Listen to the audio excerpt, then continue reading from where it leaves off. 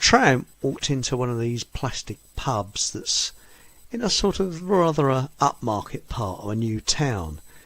And the tramp says to the owner of the pub, he says, I've got an idea. He said, if you let me play the piano, payment can be with drinks. So the manager said, a pretty good deal. He said, can you play the piano? He said, oh, yeah. Anyway, tinkles the ivories a bit. And the owner says, oh, yeah, so that's very good. So he says, right, you're hired. Well, anyway, the night comes where the tramp is to start work. And he's really stinks. Oh, he really whiffs, he does. And his clothes are all shredded and pretty grimy. He hasn't cleaned anything for ages. So anyway, he gets on this piano and he starts playing away, roll out the barrel and all that stuff. And it seems to be going down okay. Because, as I say, it's rather a sort of a middle class part of a new town. Anyway, halfway through the evening, there's a bit of a from the people in the pub. He looks round, and of course this tramp's clothing is so tatty. He notices the tramp's meat and two veggies hanging out over the piano stool. So the owner runs over to the tramp. He says, "Excuse me," he said, "do you know your meat and two veg are hanging out over the piano stool?" He says, "Well, if you could whistle it, I'll try and play it." And that gag was sent in by Ted. Thanks, Ted. Good evening, and welcome to the show. And tonight we've got myself manifesting, and we've got her Popes, Yorkshire. Just standing in. Bless you. It's a great honour, sir. Madam, sorry. It's great honour. And we've got somebody appeared. We've got a new guest. Hello, Kathy. Hi there. Hello. Do you know Deb, or do you know any of us? No, my friend Holly said, did I want to come on this podcast? So there you go. So Holly's got you on. That's all right. Holly. Well, that was a surprise because I thought, hello, who's this? So I didn't expect. I am on the right one, aren't I? Right, yeah, I think so, yeah. Yes. Well, it's nice to speak. Nice to see you. I must warn you, there are a few naughty gags on this show, and a few. So put your fingers in your ears if you're easily offended. I just heard one. Don't worry. Because I'm very good at offending people. I've got a qualification in it. Yeah. I grew up in Irish pubs. I'm not offended at it. Well, that's all right then. Yes. He's got some good ones for us then. That's it. Was this co-founder of Community Gatherings? Yes, yeah. What's that about?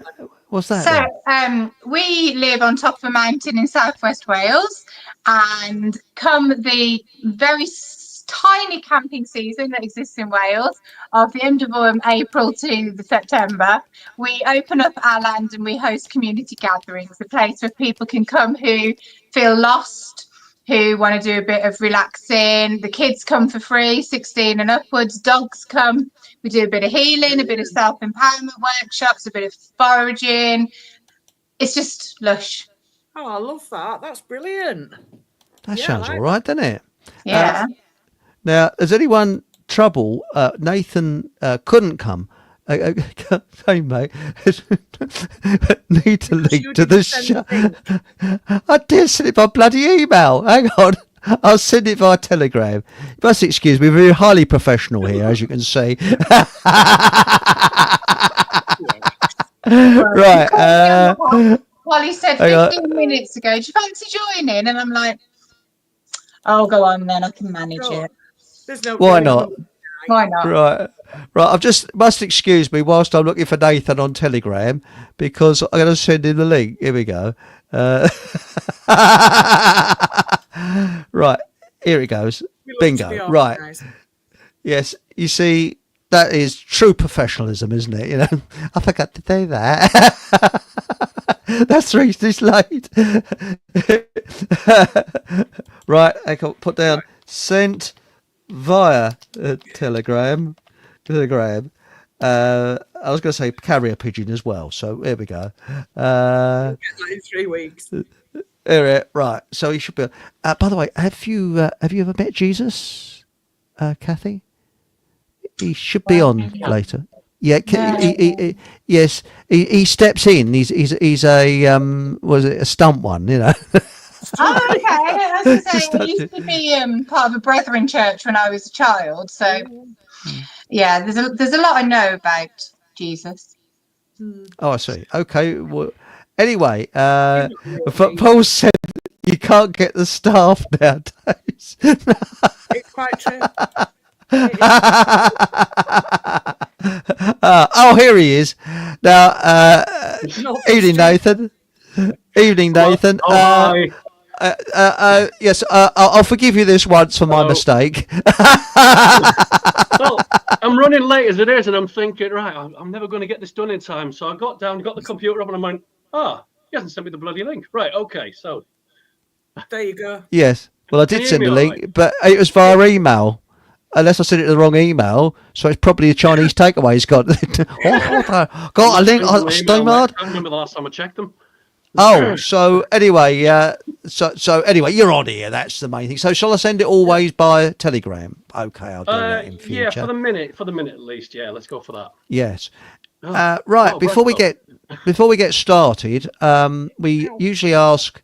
Now we've got here her Royal. Was it Popess of Yorkshire? So we got the female Pope of Yorkshire, and we've got. He's walked away now. Hang on a minute. Is it? No, is it? Still here. No, just relax, dude. No, that's okay. And we've got Holly has suggested a friend comes on and sent a link, and we've got Kathy. So good evening, Kathy. Hello, and Kathy. This is Lou. Do you know Kathy? Have you met? Do you know Kathy? Behavior, apparently. Yes. Apparently so. Yes.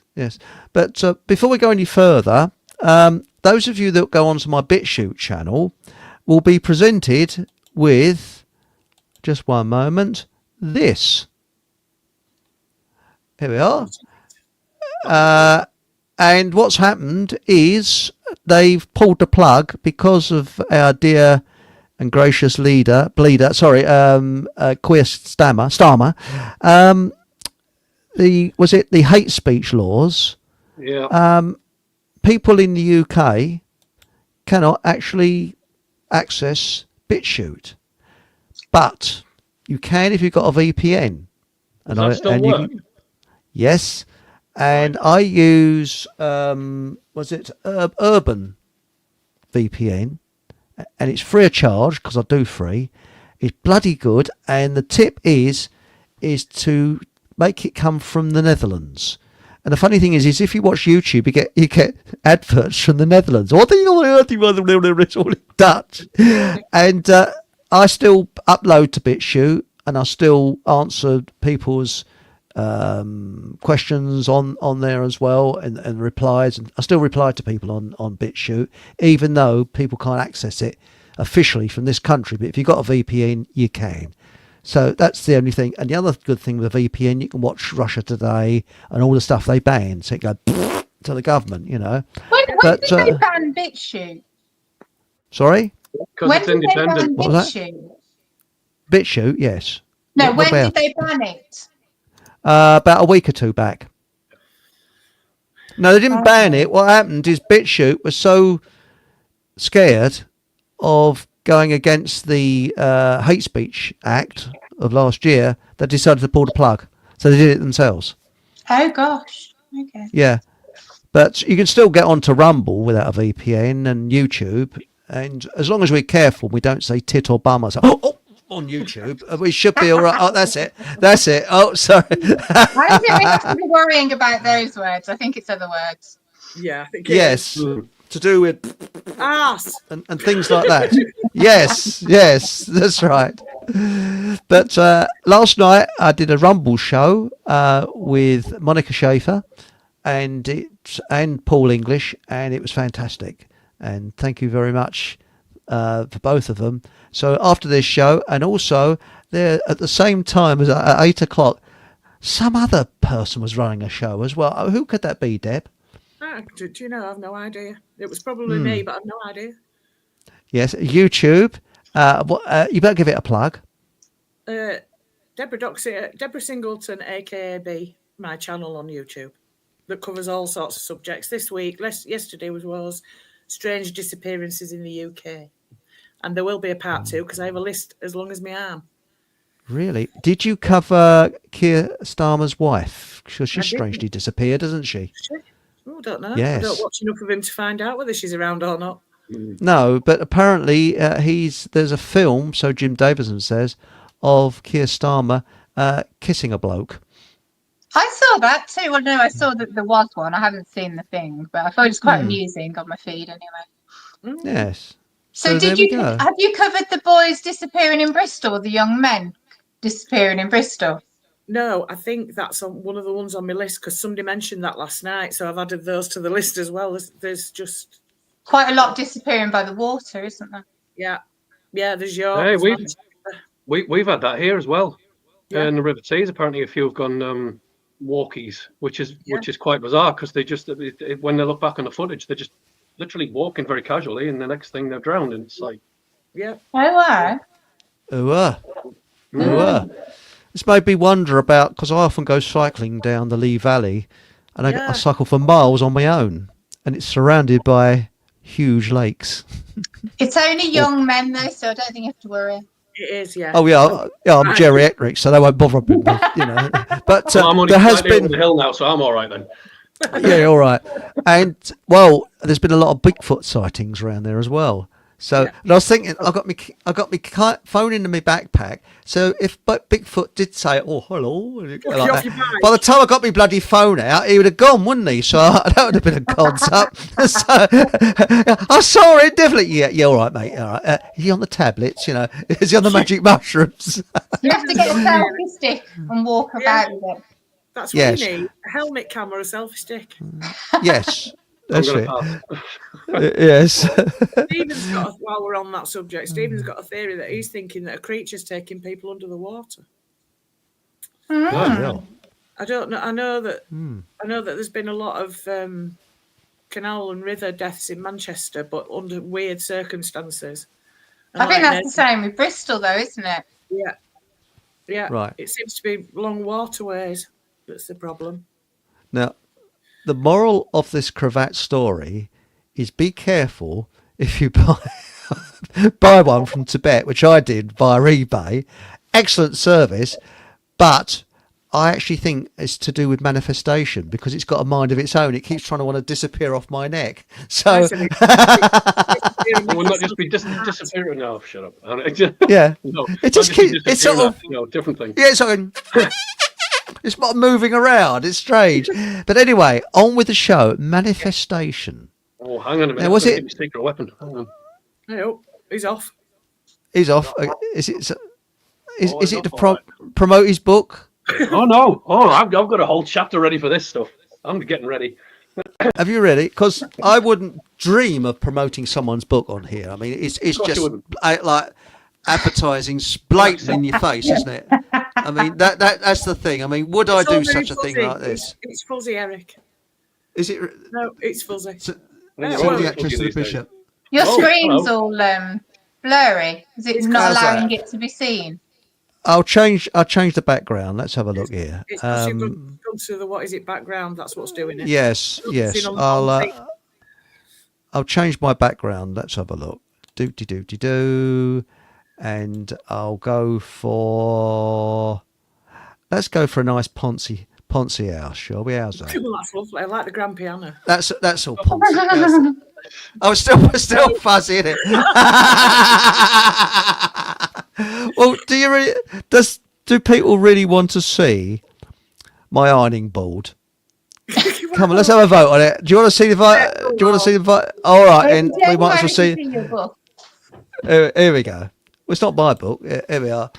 It's Fake Awake. That's the thing. Bacon You're wrapped. using my book as an ironing board, Chris. And I'm using it as an iron board. Yes, it's pressed Nice. very, It does very have a good nice. use, and I can work with that. That's it. And as I say, it also does a very good line in mugs as well. It's Thanks for that. I'm just using Right. plain old glass Was today, it- so, you know. was it Gerald Gardner? Is it Gerald Gardner? Oh, was it?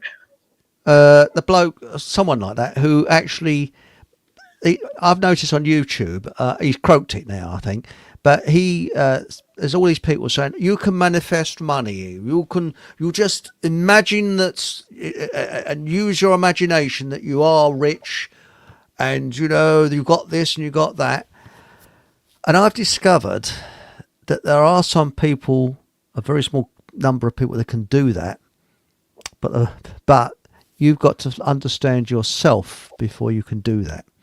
And you use your own technique, not what somebody else has told you. And you've got to discover your own technique. So I'll put that one into line because I've looked at all these manifestation things, and I know somebody where it went very wrong, who hated the job that they did, and went into this manifestation thing and thought, right, I don't want to go back to this job. And they didn't go back to that job. They got a nasty illness instead. So what they wished for, they didn't go back to the job, but it didn't work out. So, and this person said to me, be careful what you wish for. So my attitude is, I've got a goal to aim for, and I just sort of try and head towards that goal. I don't try and manifest it. So, But we're anybody always else? manifesting. We're always manifesting. We're always creating. So everything that you have in your life is what you believe that you should have at this time. Probably. Yeah, but is that because you've gone out and got Only it, or mansion. because you've conjured it up? I think that's Even emotionally, even the people around you, the house you live in, the place you live in, the job you have, everything is Whoa. matching your energy. Oh, no. This is Mordor. I live in the middle of Mordor in Teesside. I wouldn't manifest this. That's incredible. That's insanity, that is. But if your beliefs are around where you need to be, that if we didn't manifest everything, we would literally live in a blank environment. Everything that our bit, thoughts and beliefs are what create our environment. right. So can I just add to that actually, because I've got my very own version of manifestation, which is in the book, which I call the law of Square, right? Which I'll go into later, but this is what I refer to as co-manifestation, right? So this is like we're all co-manifesting a reality that we all share. So from that perspective, bang on, yeah, that can't not be the case. But well, we'll come back to that. I think shall we each have a little opener kind of thing, and do it that way. Yeah. So you two go first, because I'm going to get annihilated anyway, but I don't mind. I can handle that. I think personally, I think you can possibly manifest anything, but it takes dedication and it takes a lot of input, time wise and thought wise, and you've got to, like Eric said earlier, you've got to know yourself before you do any of that, because you've got to be 100% focused on what you want. I'm a bit on the fence with this manifestation thing as it is, but I'm thinking, because you can. There's a group or a what's the word? A thing you can do that's called CE5, and you can actually manifest UAPs and UFOs. Now, a lot of people go out in groups doing this, so things can be manifested. But I think when you're manifesting, is the universe going to give you it just like that, or are they going to give you it because they think it's right for you, or not give you it because they think it's wrong for you? That's where I stand. Okay. And Kathy, where do you stand? Okay, so yeah, I believe that everything in our lives we have created, and it's down to our beliefs about who we are, other people around us, and the world in general. So the more that we have beliefs that we are deserving, that we are a good person, all of those types of things will influence what we have around us. If we only knew one thing, we would have that around us. We can use EastEnders as an example. If we only thought the world existed like soaps, then what would be in our environment and what we would bring into our environment is a world that existed like soaps. So people would cheat on each other all the time. Someone would fall off a pub roof. No one would know the existence of their parents, all of those types of things, because that would be the reality that we were buying into. So I believe that we create our own environment, and we are doing it all the time. I would say we were doing it very wrong. Some people are. Well, no, I mean, looking at the world in general, I think we're doing it very wrong. If that's what we're manifesting, clearly we didn't get the memo, but, it's... So, all right. My issue with the whole manifestation thing, so apparently I'm a bit black-pilled on this, but I don't think I am, as much as it sounds it. I don't go for the New Age version, which is happy thoughts and high vibration equals you get what you want, right? So I absolutely refuse to buy into that. However, there's a few caveats. Again, I've got something which is called the law of Square, which I'll go to in a minute, which basically involves will, intent, and action to get what you want. Is that my background, by the way, that you can hear? Is that like a bit of interference? No, sounds all right here. I can adjust your volume. Whilst he's I've got the fan on behind me, well, in front of me, so I'll turn that off. See if that's any better. It sounds okay here. I think your sound is all right. If anybody's got any sound issues, please sort of say in chat. I'll be most grateful. But you sound okay. So sorry, carry on, Nathan. Yeah, I think it was the fan, because it was kind of just sounding a bit like white noise. So the idea that we've got this new age, all you've got to do is, wish for something really, really hard and put all your intent behind it. And, there's three different methods that you could try. You could write it down, you could do the right method, then you can do the repeat method, go and do it all before you go to sleep, and then, leave it to the universe to sort it out for you. That I don't agree with. I think that's what I'd refer to as new age fluff. However, clearly we do manifest things in the literal sense of the word, but the key missing ingredient from that is the will, intent, and action behind it. If you cannot simply manifest something just for wishing for it, you've got to do something in order to acquire that. You've got to start the ball rolling, cause and effect, cause and effect, cause and effect, right? So eventually, if you're creating the right set of circumstances, then eventually, if it's possible and probable, then you're more likely to get what you want. So does that make sense? If you chase something, though, it runs away. Oh yeah, you chase money, it'll run away. You see, that is a natural law. But there's another form of manifestation. I mean, my background is design, and when I in architecture, and when I'm trying to design something, because I do detailer. I can actually see that in 3D in my mind. I'm actually manifesting it in my mind. I can see the finished product in my dark mind. So if you came to me and say, well, I'd like this designed, I'd actually see it as you're talking to me, and I'll probably be, as you're talking about, I'd look as if I'm gazing out the window, but I'm not. I'm actually imagining it. I actually see it. Visualizing it. That's right. So that's another form of manifestation, and all inventions are manifestations. And the key thing is that your initial design, the finished result, is always completely different, because you find all the snags all the way along. Oh, we can't do that because of this. We can't do that. And every design is a compromise. You look at cars when they first come out. They always change them. Never buy the Mark 1 of a car. Always buy the Mark 5 or the Mark 6, because the Mark 1 will be rubbish, because they've got to iron out all the problems. Look through history. The Mark 1 Spitfire was absolute rubbish. The pilots refused to fly it. It was so awful. It's only when they got to the Mark 5, that was a good one.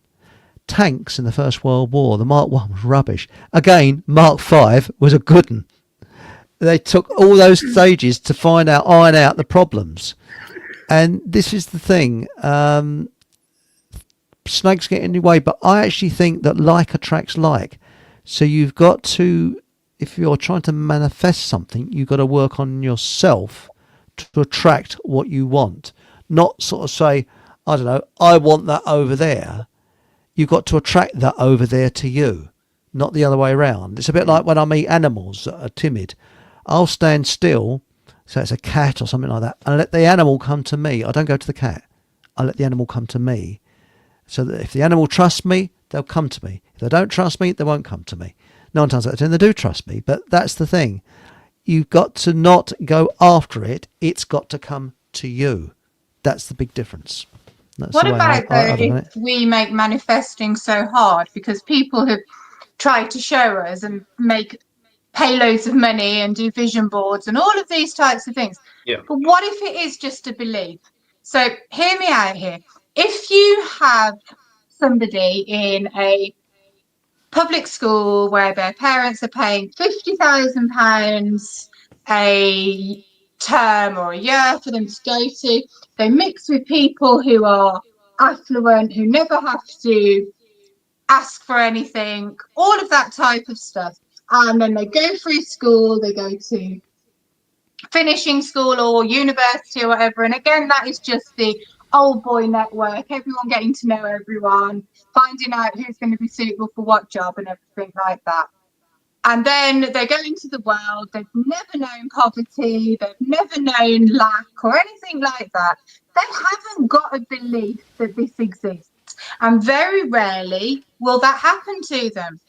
But then if you've got other people who've come where their parents have had to work incredibly hard for very little, if they've always had people knocking on their door chasing them for rent, if they've never had enough money, if they've had to fight for every penny, then that is the life that they are used to, and that is their beliefs. Now, yeah, you can do a lot of work on yourself to change those beliefs and that you know that you are exactly as deserving as these other people, but these people who have never known poverty or lack or anything of it, it doesn't enter into their head that that's the thing. And that's why they will keep getting stuff and having these amazing houses and having these cars and all of this money and everything they want in their life, because they don't actually think it's an option not to have it.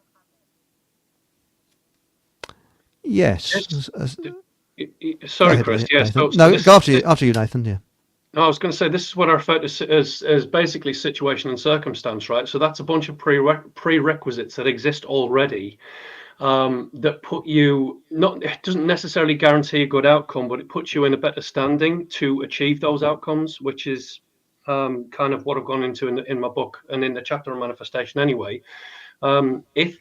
If you've already got those advantages, then of course it's going to be easier for you to, again, manifest what you want, because half of you already expects that it's going to be done anyway. So you go into that with a different mindset. And again, I don't dismiss the whole idea of mindset. In fact, I think mindset's extremely important. But for somebody who's at a disadvantage, they're going to find it infinitely more difficult to get those things that they want. And the example that I've used, again, sorry to keep going back to the chapter in my book, but the example that I used is basically, let's say a cashier at a checkout in your local supermarket, right? She wants a yacht and a dream holiday and all these things, right? Well, if she's not financially able to just, do that, if she's got to work, I don't know, 15 years before she can even consider doing something remotely like that, or she's got to marry into wealth, or she's just got to, land on her feet, or something has to be really, really lucky in order for her to achieve those things, because she's already at a disadvantage. Whereas somebody who is already born into wealth, for example, they're going to find it a hell of a lot easier to, get that yacht, but without much effort. But then is that manifestation, or is that just, lucky, fortunate circumstances? But how can they always be lucky? Have you ever watched there was a program on I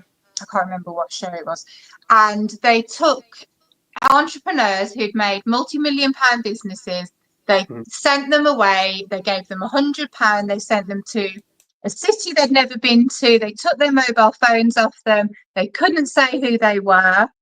And they were tasked with creating 100 grand. And the majority of those did it. They weren't in their same circumstances. They weren't in their same old boy network, but they still went and did it. And they had no money, but they found people who would take them in, people who would take a punt on them, people who they saw these things. So I would counter that by saying that they've already got a higher standard of education behind them to start with. They've already had the experience which would lead them into that kind of mindset, so that they've already got a little bit of they know tricks, they know little nooks and crannies. These were self-made entrepreneurs. Completely. So no history of wealth or anything like that. No, self-made. So then I would put that down to perhaps charisma and intellectual ability, maybe. Again, throwing other things into the mix. And don't misunderstand me. I'm not being deliberately awkward here. I like to look at things from a reasoned perspective. I like to take it and say, well, okay, we can look at it in many different ways, but which is the one that's basically the more likely outcome? Which is the one that's most likely the influence of that outcome? So again, it's not being dismissive so much as it's just more of a case of, give me the logical approach, and let's see if we can make sense out of it and see if we can, cause and effect our way to it. I think they had private cameras, but I don't think that was the reason. See, there's another thing. My son, I've never taught him that anything is. I've taught him that everything's always possible. So you can guarantee if he goes and buys a raffle ticket, he wins. If he wants to win. That's not upbringing, as in being privileged. Could it also be down to the fact that some people are more lucky than others, though, as well? This is a good one. I've noticed this myself, actually, massively. Yeah. But are they more lucky, or do they just think that they deserve those things? Well, my uncle, everything he touched turned to gold. Seriously. He had the Midas touch. Yeah. And whoa, hang on, stop a minute. Whoa, no, this is bizarre. I'm not even shitting you. I'm swearing now. Just before I came onto the show, this came into my head, and for some reason, Midas touch and the golden touch and all of that stuff was in my head. And that's bizarre, because I'm just leaving that there because that's bizarre. But anyway, go on. He was in the right place at the right time. Right. He started work in a place, literally as an odd job boy sort of thing, in a windscreen place that fixed windscreens. And what happened is the old chap that ran this place didn't have any children. He retired and he gave the business to him. And because he was actually, this was during World War II, and he didn't go into the forces because he was in a reserved occupation. And after the war, he built that business up, and it was just left to him. And he had 4 sons, and 2 of them, it just fell in their laps. Then they didn't have to look for work when they left school. They just went straight into it, and they became directors of the firm. And it was windscreens. He drove a Jag. He was very, very rich. Had a great big detached house and everything. Was he a happy person? Who knows what goes on inside someone's mind? Because they may superficially look happy. I'm not sure he was. I don't know. But that's the thing. Because there's a difference between inner happiness and a kind of superficial happiness. Yeah. And you can have all the wealth imaginable, but you can still be a very lonely and unhappy person. Yeah. Money and misery. Turn the light on. Yeah, but the thing is, let's face it, it's getting dark. There's a certain thought. There's a pot of gold under a rainbow. Okay. Now, supposing us 4 bought our shovels and thought, right, we're going to look for this pot of gold under the rainbow. We're going to go rainbow hunting. So you go spend a fortune going around the world looking for rainbows, digging up the odds would be a 100%. You probably got a 0.00001% chance of finding a pot of gold under a rainbow. Wouldn't work. The odds are against you. Anyway, but if you think, well, look at it another way, make the odds a bit better. Say, well, I'm going to go down the road and find a £10 note on the floor. The odds are a bit better. You probably will. If you go to a bus station or a straight train station, you might find a 10 quid note on the floor. These things crap. I was going to say crap up. Again? Yes. Right. So I don't know whether this is just me that it happens to, right? So I don't consider myself lucky in the slightest, but when people say they find like a fiver or a tenner occasionally. Yeah. On 3 different occasions, I've found upwards of 50 quid. Nice one. Just lying there on the path. Seriously, 3 different occasions I've just walked past and gone, nah, I'll have that. Yeah, serious. One was 75, one was 50, and I can't remember the other ones, but it was quite high. And I'm just like, well, that doesn't happen very often, but I'll take it. So it's good though that you picked it up, because if the universe was giving you gifts and you didn't, then the universe would be there saying, well, I'm not giving you again. Yeah, you didn't want it. Yeah. I definitely want it, yeah. So I expect to find another 50 tomorrow now. So you better let us know if you do. Well, I'm going to spend it first, but then I'll let you know. Oh, yeah, thanks, yeah. You've got to leave a week in between, just in case anyone else claims that it's theirs. Yeah, sure it is. Yeah. But have you ever done it? We've all had a day where everything goes fantastically well.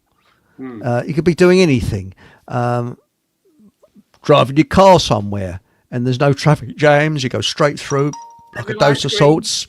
That's right. I've had this. All the lights are green. Reach your destination. Park with ease. You think, bloody marvellous. Another day, bleeping roads up, traffic jams, red lights, nowhere to park. It's chaos. And I actually think they said there's a scientific thing that genetically we sense when there's danger.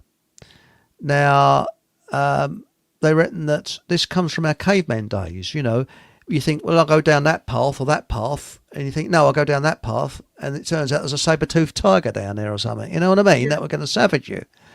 Now, it's just, can I just get, before I forget, it's just dawned on me that I've been doing this for years, and 9 times out of 10 it works. I actually manifest parking spaces. Oh, I do. I say, when I'm driving, I have this little thing that I say and ask for a parking space, and I can guarantee that I will get a parking space within 2 or 3 spaces of where I want to be. But does that work because you believe it works? Possibly, yeah. Yeah. It's worked all the other times, so I'm assuming that's Also, if you wake up and you get out of bed the wrong way in the morning, I'm a bit bloody grumpy and all that, the world will sometimes be against you. Now, sometimes I think, well, I'm going to meet some really nice, pleasant people today on my travels, and you do. You think, a lovely day. It's something in the mind, that a positive thought, because as Tesla said, I'm not talking about electric car bloke. I mean the geezer that way back, who died, Nikolai Tesla. Old Nicky, as he's known. Now he said, it's all to do with energy. And I do believe that, positive or negative energy. Yeah. You meet someone that's negative, and the cat's been ill, I feel rotten, the world's... the world will be against them because they're putting negative in. But, as I've said about the situation we're in at the moment, wars are fought in the hearts and minds of people. Look at World War I and World War II. What did they have? Happy, jolly music. We're going to win. Yeah, all this. Look at the way we are now. Most people, because of advanced form of propaganda and psyops, they're being told a pack of lies. We're being told things to fear. People are in fear. They're negative, miserable. And that is how they're controlling us. And this is why I want to turn it round and say, no, we're going to be happy. We should be laughing our heads off at what's ruling us and say it's not ruling us. We're just laughing at it. Yeah. But no, people are too frightened to. I mean, as I've said 1,000 times, people are probably sick of me saying this.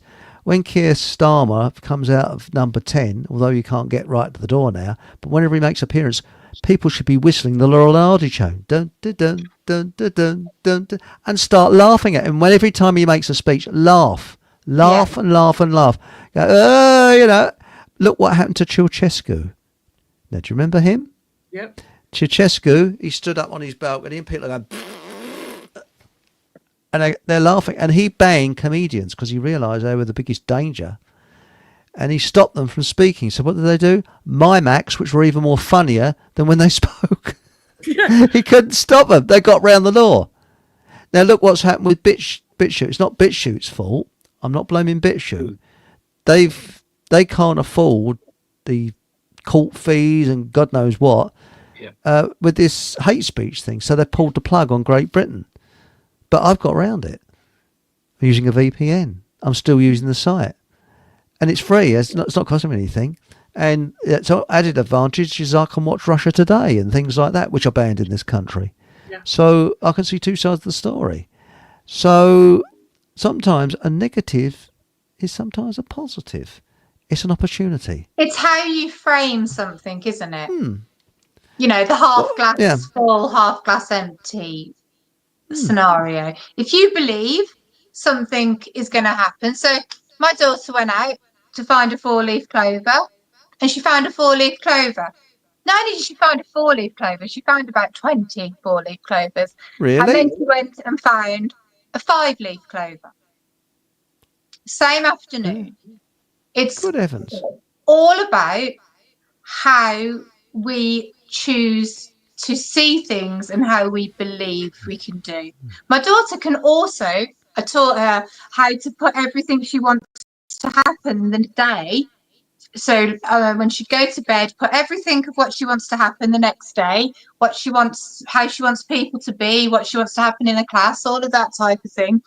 Put it all into a manifestation sort of like bubble and go to sleep thinking that that's happening, and it would normally happen. It's about our belief in ourselves and others. Yes, there are other elements, but those are always there. But it's how we choose to see things and how we react to things. Like your person you were saying about, oh, I'm so old, I'm so miserable, I'm so ill, you know, they're going to manifest all of those illnesses which prove that that's the case. It is about energy, it's about our beliefs, and it's about how we see the world. That's how I believe manifestation is. Well, Stephen Truthseeker's come. By the way, sorry, that was Aunt Sally said, sorry I'm late. Note from parents, please, and meet me outside Miles's place, and I think we'll both give you a good spanking for this. You know, it's late so many times.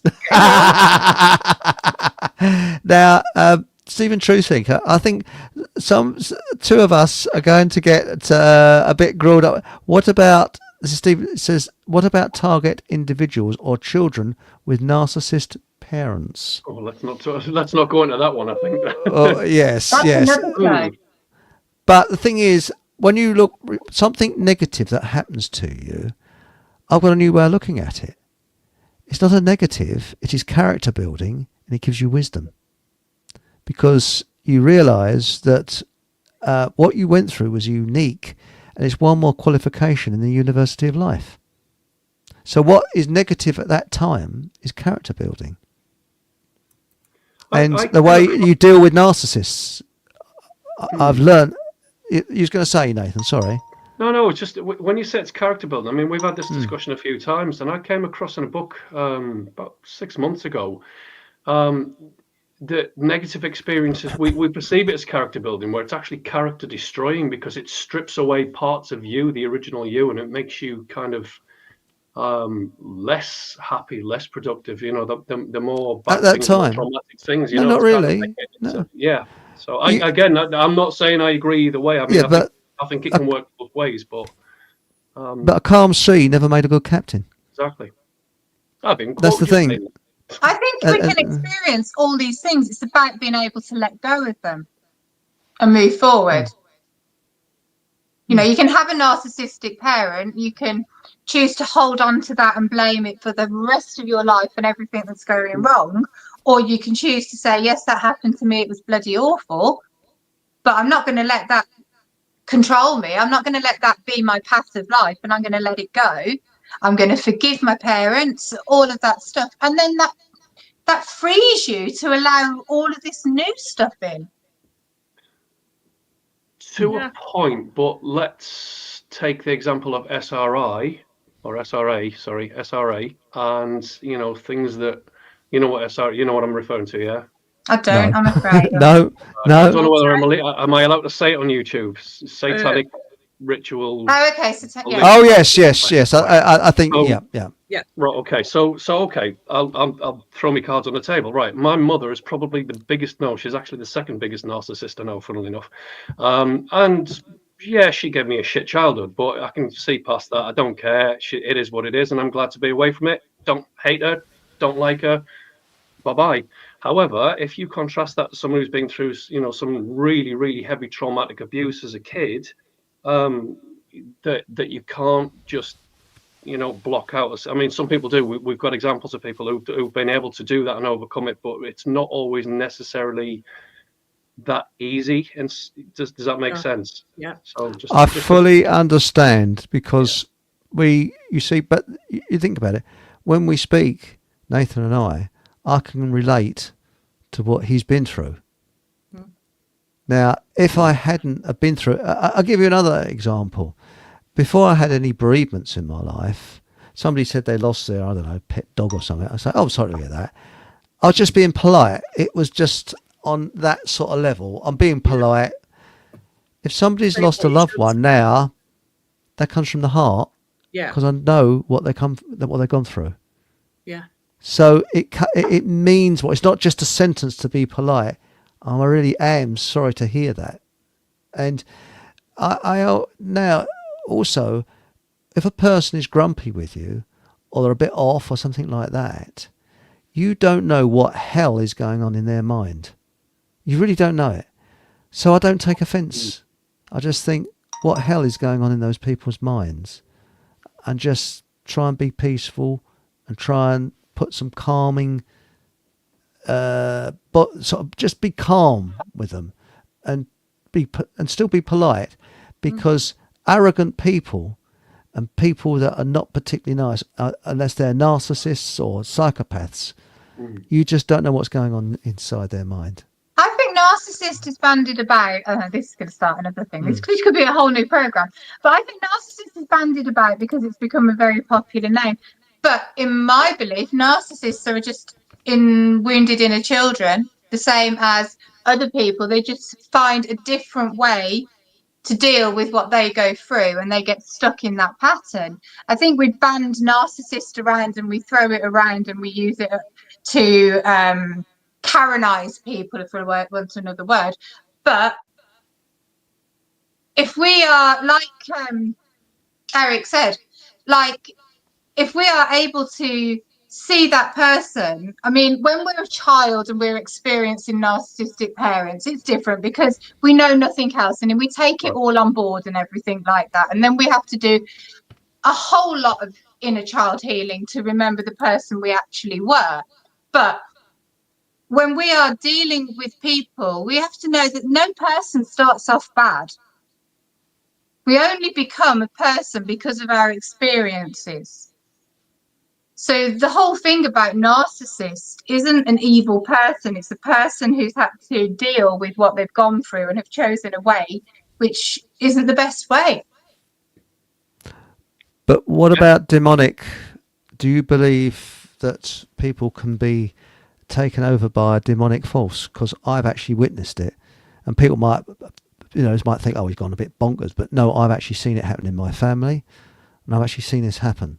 There are some people that are taken over by something that is demonic, and I really do believe that. People allow themselves open for those types of things. But in general, what's classed as a narcissistic parent is a child who went through bad parenting anyway, chose a way to be. They're enabled by their husband or their family, because that family know what they've been through, but the children don't. And the children take it all on board, and it becomes all because the child's no good, the child's a terrible child, and they take everything on board. And then it becomes so kind of easy to call the mother or the father narcissistic, because then they don't have to deal with themselves.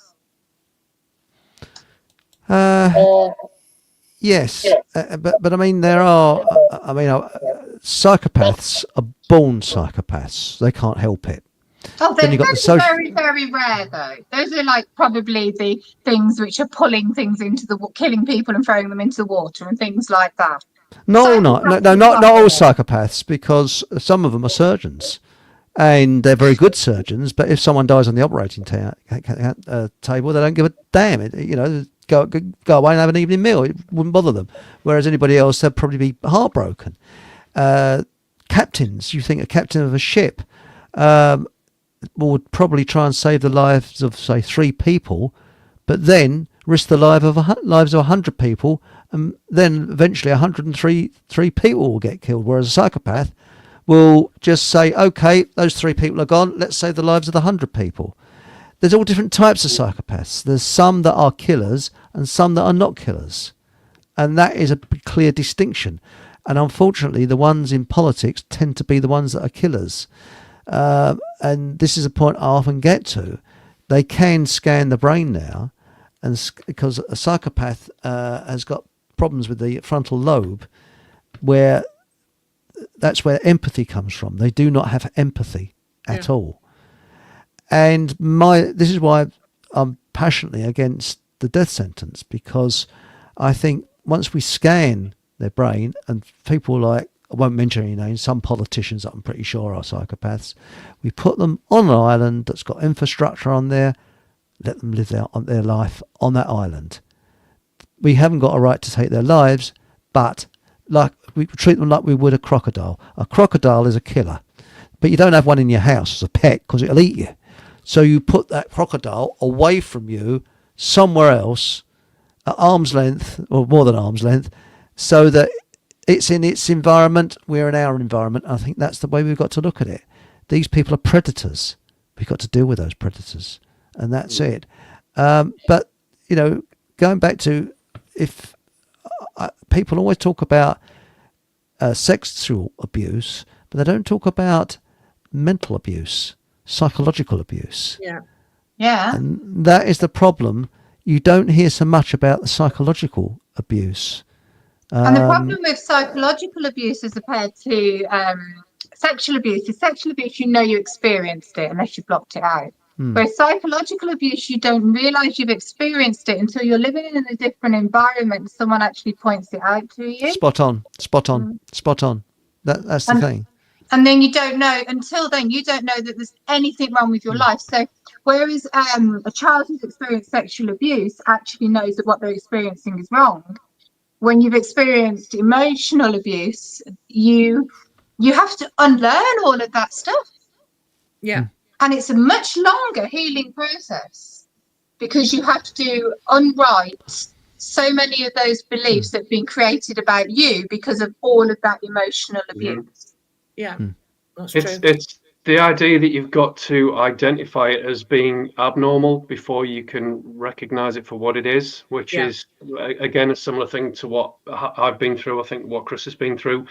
It's when other people kind of pointed out to you that actually that's not normal, and that you kind of sat there thinking, well, why isn't it? And then suddenly, you start looking into things and think, oh, wow, it's really not normal. But it took me 30 years to understand what conditional love was, and that's what I was experiencing. And it was only from my children and my mother-in-law that I actually, oh my God, you mean that isn't how you love somebody? Yeah. Adam Faith said something, with the singer, he died a long time ago. And he said something which was quite remarkable. He said, the problem with men is their mothers. Yeah. And I think it's a very true statement, because I actually think that my mother, I look at it on 2 ways, had an undiagnosed illness or was taken over by something. And I think there was 2 mothers. There's the loving mother that I knew as a child, and then there was the Dr. Jekyll and Mr. Hyde. Yeah. There's the other side, and I try not to know about the other side, but it puts you through hell. And I think once you've been through a mental hell, that can, as long as it doesn't, which it did do it played on my mind for a long time. But once you look at it as an education and as something where you can help other people because you've been there, seen it and got the T-shirt, it's an advantage. And so there's no such thing as a disadvantage. It's an advantage in many ways. Now, what's this? A barefoot foreigner, what's it say? You put this on... 16th to 18th of May, Kathy has an extraordinary inner child retreat for men and women. Where's that, Kathy? Oh, so in our on our land in Mynydd Cerrig in Southwest Wales. Where? Sorry? Mynydd Cerrig in Southwest Wales. So we're between Llanelli and Carmarthen. We do. Is your advice not to eat a bag of nuts before pronouncing those places because you'd be grip blasting people? Why can't Welsh people spell things properly, like things like Leeds, Cheshunt, Cardiff? You know, words that are. Why does it have to be flobberdob or something? What it is? You know, is this? Well, there's something good about the Welsh language because the Welsh language has never changed, whereas the English language has changed remarkably. Yes. Old Britain. Yeah. You just insulted the entirety of Wales there, Chris. I mean, that was fantastic. That was better than, Look at the audience figures. They're dropping now, saying that bloody English bastard. So I can't do a Welsh accent. You can't do a Welsh accent. Nah. It's Pakistani, doesn't it? Yes. That we put Irish. Yes.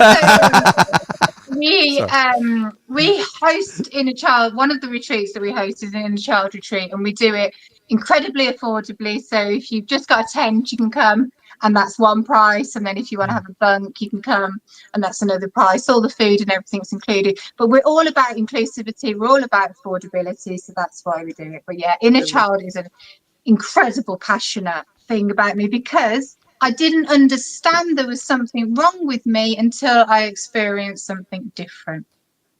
Yeah. Yes. She just rescued your channel here. there, Chris. After you've insulted the entirety of Wales, she brought your channel back into existence by mentioning inclusivity. So you're all right for a little bit longer there. That's right. That's good. And I'm told, this is interesting. This is true. I'm told, this is Aunt Sally, that the Welsh language has much in common with Hebrew. But we better not go too deeply onto that because we have to go a rumble because the YouTube, the head office, the klaxons will start them off. So, Yeah. you know. Don't say that word. No, don't say that word. Well, Paul English goes into this quite a lot, actually. Yeah. So he does quite a good job at this. So if anyone is interested in that, get your ass over to Rumble, and Paul's discussed it on quite a few occasions. I've got a few issues, but not too many. So. Can I just? I love the Welsh language, the way that it describes words and stuff. Yeah, I can't speak much of it at all, but I watch the videos, and you know, some of them are just. English is so boring compared to Welsh and the way that they describe and things.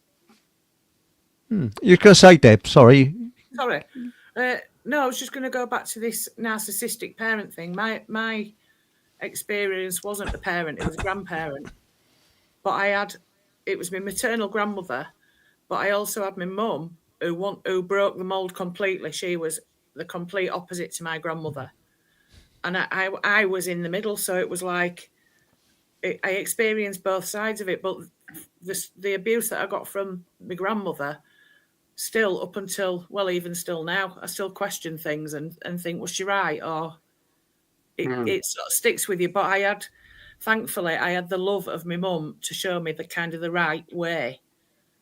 But I shouldn't think it happens very often, but there was just the three of us because my mum and dad had divorced, and me and my mum stupidly moved over to where my granny lived.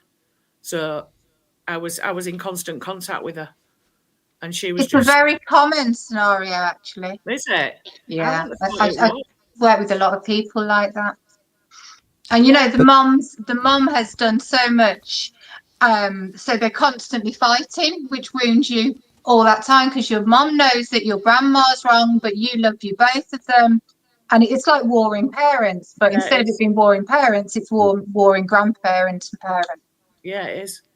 It's horrible. So, sorry, Stephen. Yeah, YouTube have deleted some of my comments tonight. Yeah, and also sometimes people comment on YouTube. That's why I've got a BitChute channel, and I know that John in Siam, he's commented on YouTube. He's an English guy. He lives in Siam, and he's just done it, and off it goes.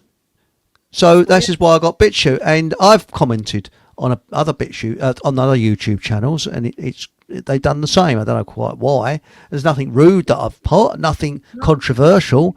It just I don't know. It's a software thing or what it is. I really don't know. It's a boss, isn't it? Because if I put like magical mushrooms or something on TikTok, my tinctures, oh my god, you know, it's just a literal thing that they pick up, don't they? It could be using keywords that are automatically censored. That's right. I mean, It'd be nice if everybody knew what the keywords were, though. Yeah, exactly. Yeah, That's it. YouTube actually gave a few pointers here and there instead of us having guessing it. You know. Yeah. Fair enough.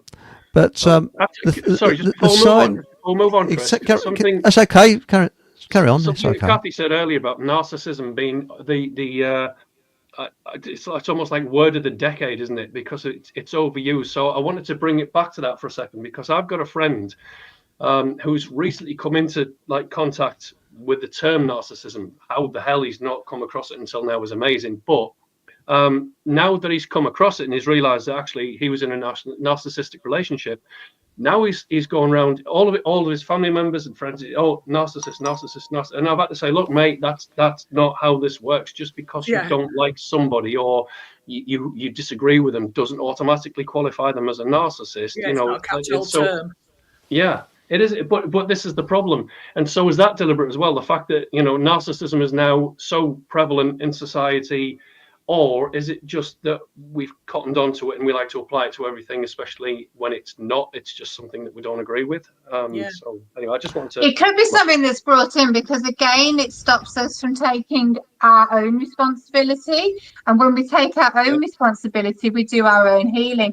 It's a lot easier to call someone a narcissist than to look why you allowed another narcissist back into your life. Yeah, I mean, I like that, and I think that's good advice actually. So yeah, I mean, if you've been demoralised and shouted at for hours upon hours upon hours upon hours on end, it becomes a noise. It's just like a vacuum cleaner. It's just a noise. You don't hear the words. But the way you could tell whether someone has been got out, abused away, is they keep apologising. Yeah. Now, did you find that? You just kept apologising. Oh, sorry. I'm terribly sorry. I'm sorry. Yeah. And if somebody is aggressive to you, you will start apologising because that is an automatic thing of self-preservation. Because you knew that from a child that if you apologised, the pain of that shouting and that would ease. So you just apologise, even if you was as innocent as the day is long. Yeah. You still apologise because that is better than putting up with this sort of unpleasantness. And this is something I've recently I've made a conscious effort to, yes, you do apologise, you've done something wrong, like someone tonight, I think, who was it, who forgot to send a link through. I don't know who it was now. But no, seriously, yes, apologise if you done something. 17 lashes, yeah, well, 1, 2, but really, you learn that's a self-preservation thing. But now, if I deal with someone that's a bit narcissistic, I think I've got the tools to deal with it. And the way to deal, I think, not saying it's right, not saying it's wrong, with a narcissist, is to show a caring question. So, for example, if someone says, you just say, leave that with me, I'll get back to you on it. You are then showing that you're controlling the situation. Leave it with me. You're not being rude. I'll get back to you. And the other one is, what possible outcome would be best for you with this situation? Oh, that's a real that again in the middle of it, isn't it? Yeah. So you're saying what is the best possible what is the best outcome for you Yeah. in this situation? And that immediately diffuses it because they have to It suddenly diffuses think. it. That's right. That's right. Because what a narcissist will do, they'll immediately attack you, and take you off your sort of guard. And of course, if you have had it pretty rough, then you'll go into automatic. Oh, I'm sorry. And afterwards you think, so what the bloody hell was I apologising for? Yeah. I've But done it's nothing. an automatic safety valve that goes off. Yeah. Yeah, but it And never that's- helps. Never It helps. doesn't help. So And this is I used why- to call it that, and it never Yeah. fixes anything. You never learn from it, and so you're never No. going to progress past that. And so the But- end result is just, I'm not taking this shit anymore. See you later. So that's the way I look at it now. You know? So the best result, I think, and I haven't put it to the test yet, but something that happened to me, I could kick myself. I kept apologizing. It should have been, sort of, leave that with me. I'll get back to you. Yeah. It diffuses. They think, oh, bloody hell. That's And a then, very good, then that's just a keep very saying it good over and over again. Isn't it? It's a really good tip for lots of people to take on, because we've always got this thing where we have to be right. We always want to be the one who's heard. We always want to know that our question and our point has got through.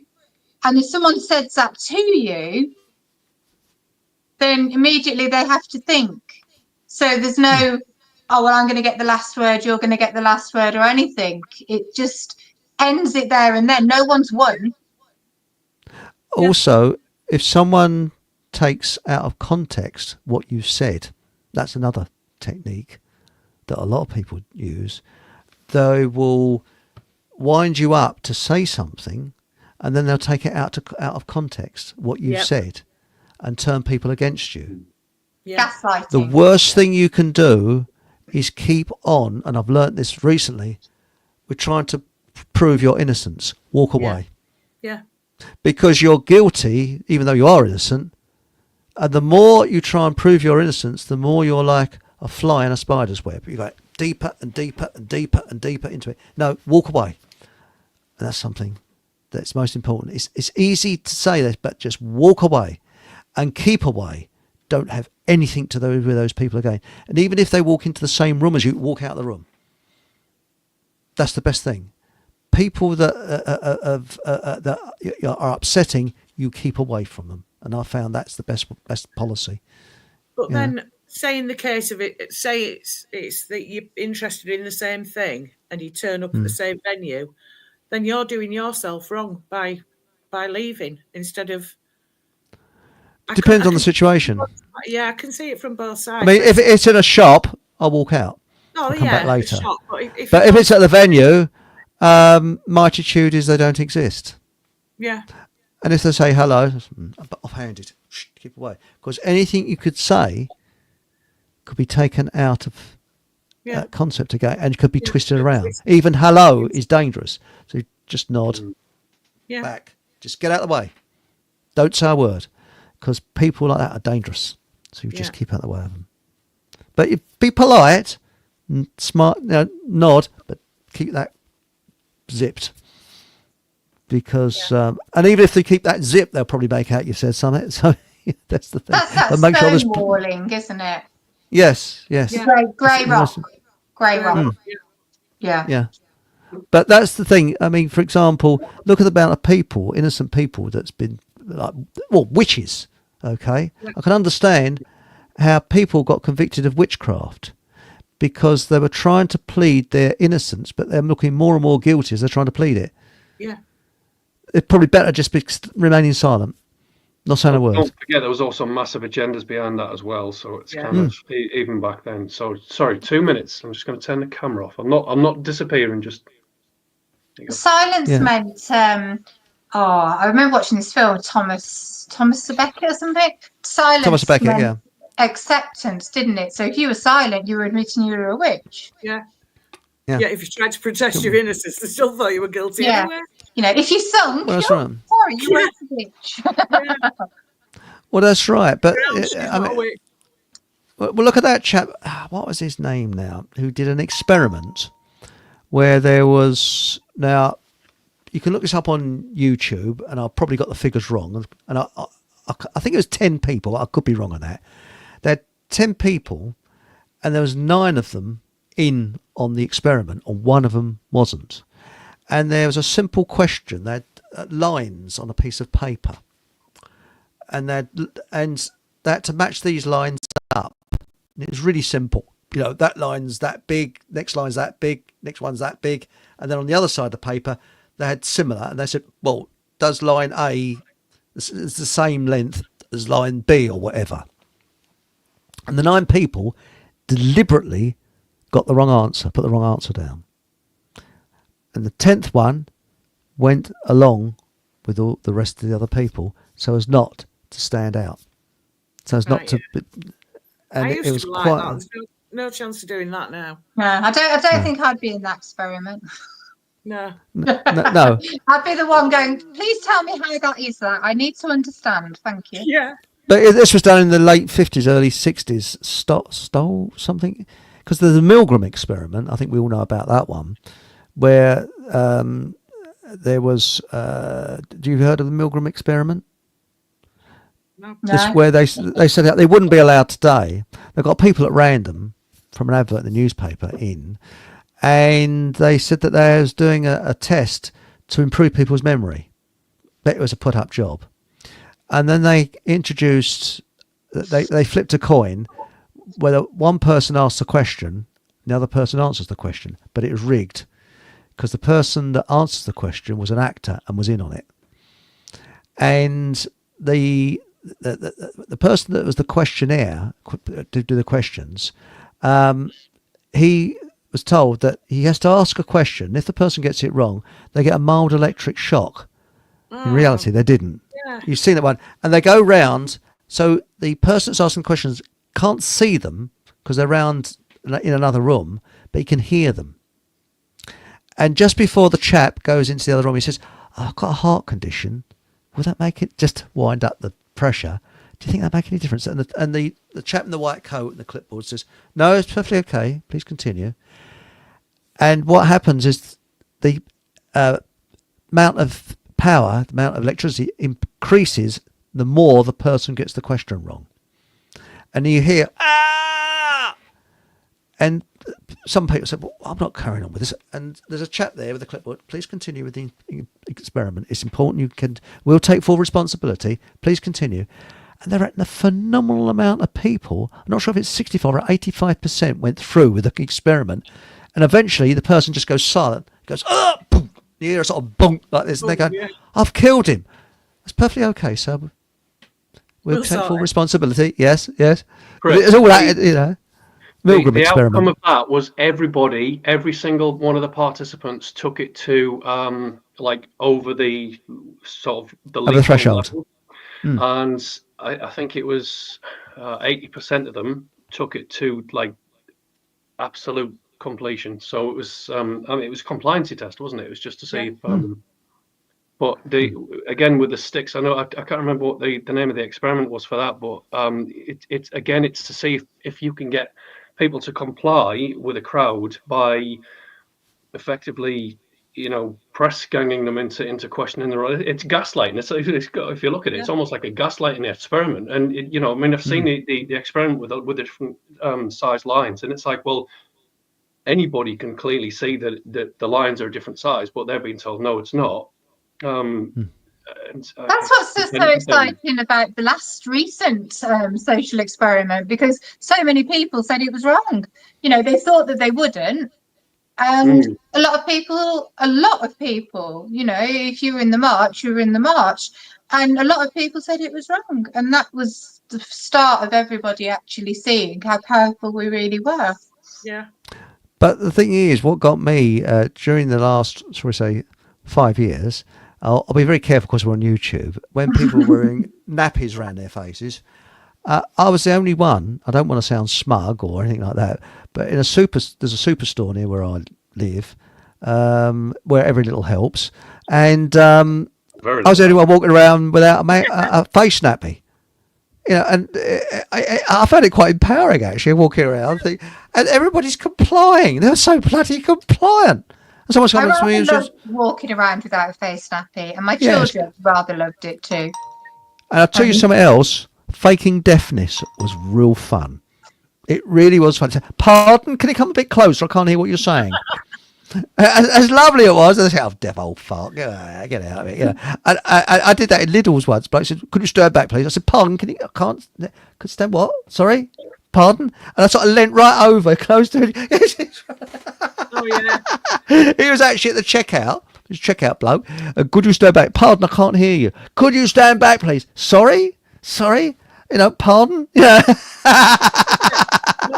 Not wearing the face nappy thing was a definite 50 yard swerve round you every time anybody Yeah. came near. It was like, I enjoyed it. lovely. Didn't get smelly people. If you walked with authority and you walked with defiance, no one challenged you. I would walk into hospitals, anywhere. Not one person would challenge me for not having a face nappy on. Yeah. Didn't happen very often. I think in the whole time I got like 4 people, and 3 of them were on the same day in the same like venue. Yeah. I barely got any jip at all. It was just kind of, you just kind of think, well, I'm not doing it. Deal with it. If they kick me out, they kick me out. And so, all right, sod it. Well, I had a situation. Well, I was in Barclays Bank once, queuing up to. They haven't got any cashiers there now. They've got the machines, you see. And there's this very smelly person behind me, you see. Very smelly. You know the type. Yeah. With I think all humans are smelly.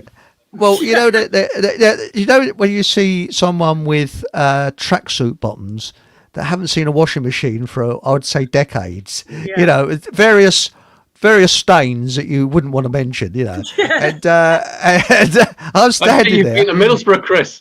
That's it. And this tart sort of perfumed fart in Stiletto Hills came wandering over to me with a strangely health, and she had this box, and I thought it was a box of tissues. It was a box of masks. So I thought, well, does she want me to? Should she think I've crapped myself and I want to go and wipe the parts? I said, no, I'm exempt. And so I got out this. I got this thing I got off the internet, which says that it's illegal for them to ask why you're exempt, and you can actually get £11,000 compensation. So I thought, I'm in the right place here, aren't I? And I just got out. She just glanced at it and walked straight off. Didn't even look at it. Just walked away. You know, and but that's a sort of. But in supermarket, I went the wrong way of the arrows deliberately. And just didn't bother. And I quite like getting when there was queuing outside the supermarket to get in, because only allowed a few in at a time. Did they do that where you lived? So only allowed so many. I deliberately stand a little close to the one person in front, and you see him moving forward. You stand. I just did for a bit of a bleeding laugh, you know. And a security guard came up to me once and said, "Excuse me, sir, have you got a mask?" I said, "Well, have you farted?" You know.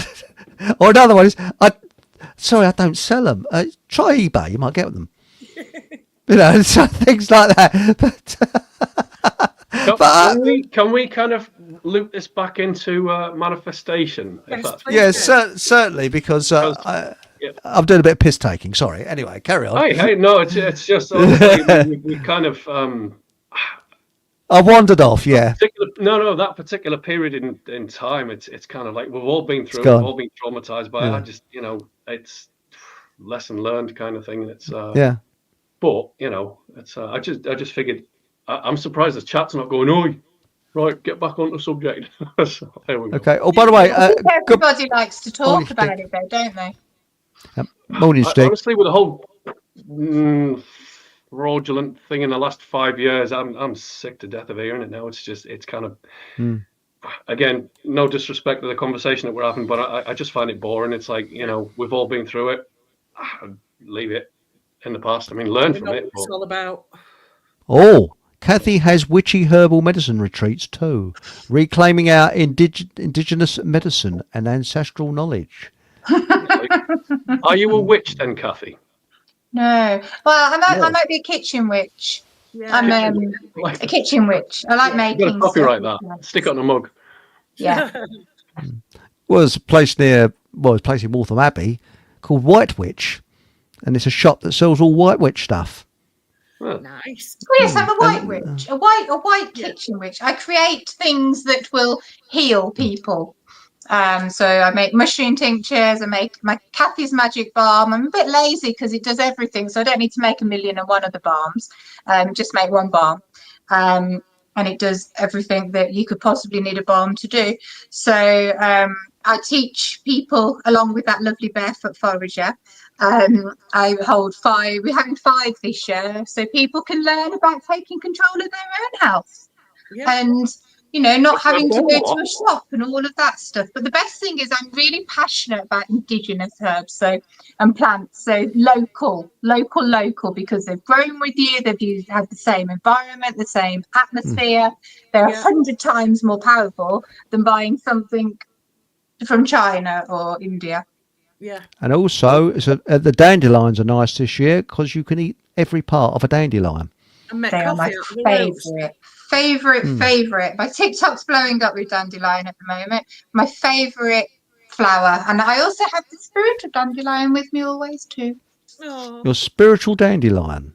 Spirit of dandelion. Spirit of dandelion. I've got I a like lot of anger to dandelions. heal from my childhood. It's helping me immensely. Lovely.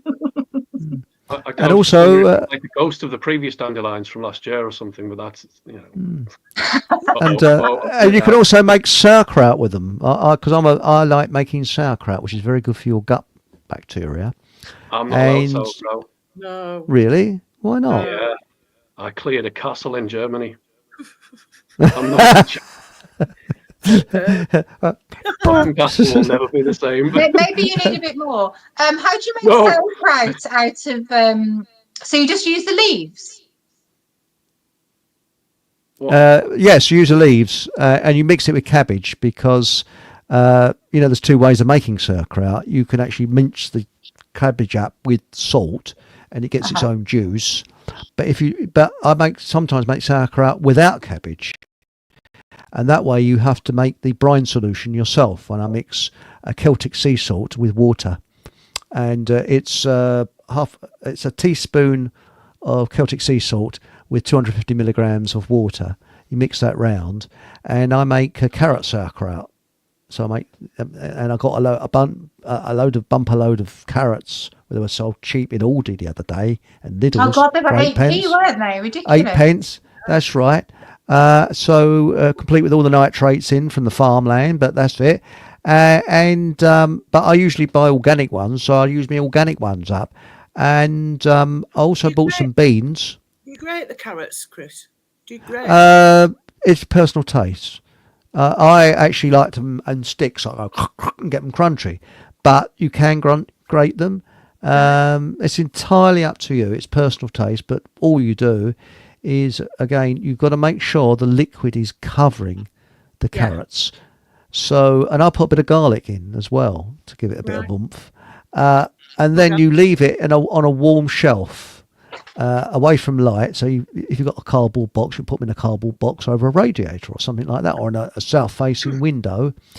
And it takes, I leave it, say, 2 weeks. And it froths and whatever. I can't think of the word that happens. Ferments. That's the word. Thanks, Deb. That's much appreciated.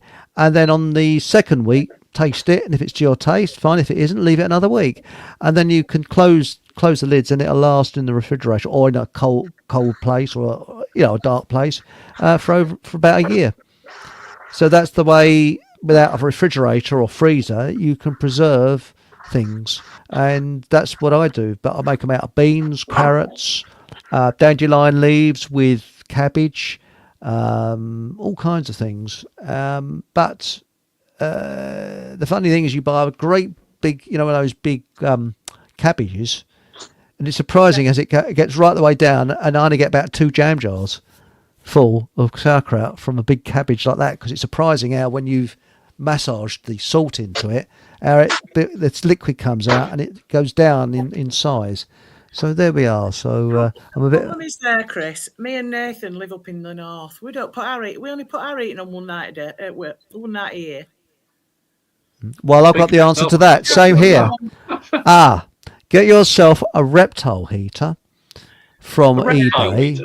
Reptile heater, which is a heat mat, yeah, and it's 15 watts, which is really low. And you can get them on eBay. They cost about 10 quid, I think, or 5 quid. You get them very cheap. You get change out of a tenner.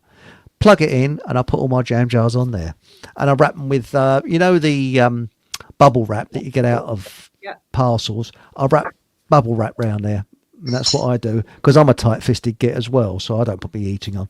So there we go. Top tip. It's not being about tight-fisted. It's just being about really hard. Oh, is it? Well, really? I hate cold weather, so I'll pay the heating.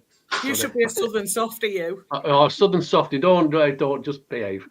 No, seriously though, if you get cold feet, I've got the reptile heaters because I suffer from cold feet. So what I do, I put my feet sometimes in a cardboard box where the reptile heater is, and I put the feet in there, and after 5 minutes they're toasty.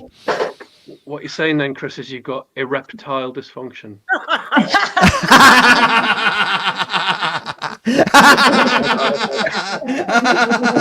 Oh my God. And we're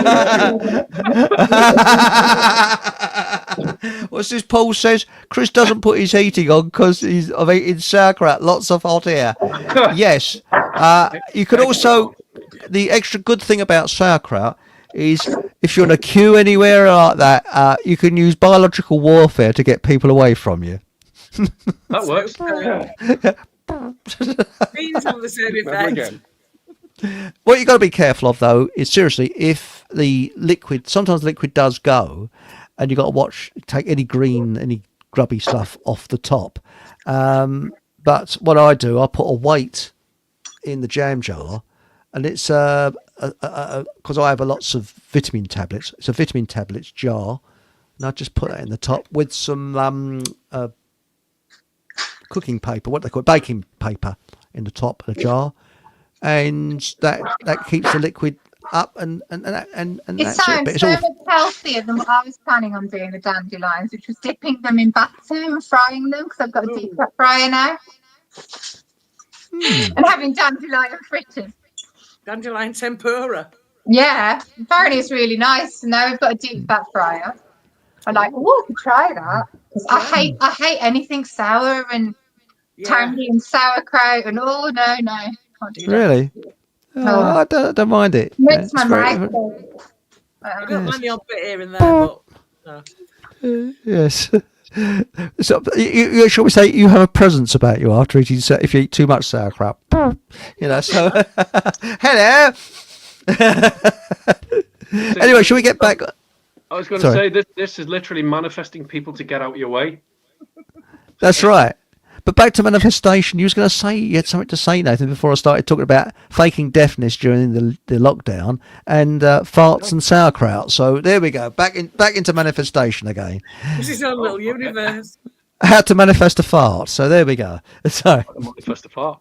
Well, I don't know what I was going to say though. But you know when you go into a restaurant and they ask you if you've got any allergies or I always come out with humans, and the look that you get is like, I was joking. I'm not. Anyway, there you go. Well, is there anything you do not like, monsieur? Yeah, you'll put on full French accent, Just speak normal. I hate poncy restaurants. I don't do ponce. Don't forget we live in the north, mate. We don't know what a poncy restaurant is. No. Oh, come down south, lots of them. What about Self Hill? Sorry, it's after you, Deb. Sorry. I said Weatherspoons. That's about. Oh, bloody hell! Oh, that's very upmarket for me. Weatherspoons. It's Bert's Calf is my level. Even that's a bit poncy. They wash their tea towels before they put them over their arm. I mean, that is poncy, isn't it? I mean, but so I like Kathy's idea that if she's got a deep fat fryer now, so her first thought is to tempura dandelion. My first thought would be deep fried Mars bar. No, that Yeah. was my first thought, or a deep fried cream egg, because I've wanted to do that for like 20 years. Yeah. So I think that'd be rather nice. Wouldn't that What just do you melt, think? though? Like, wouldn't it just? No, because the batter, I think the batter kind of seals it a little bit. Oh, I don't know. It's a You've given me an bit idea like for tomorrow now, because it was Easter, wasn't it? Deep fried cream egg. Lots of cream eggs hanging about now. what about that Arctic roll? That's ice cream that's actually put in the oven, isn't it? So that no, you mean is it Arctic Well, roll? what's that called? The one that you put ice cream in the oven with a sponge around it. Sponge around I it. think it's Arctic. Yeah, Something they put bomb. it. Is it a bomb? No, A God bomb? knows what it is. it'll come Is it? to me. With an E. Ah, It'll come to me. but Archie Roll's the one that you buy from the freezer shop that's already done with the sponge round and the yeah, that's it. Yeah, but back to manifestation though.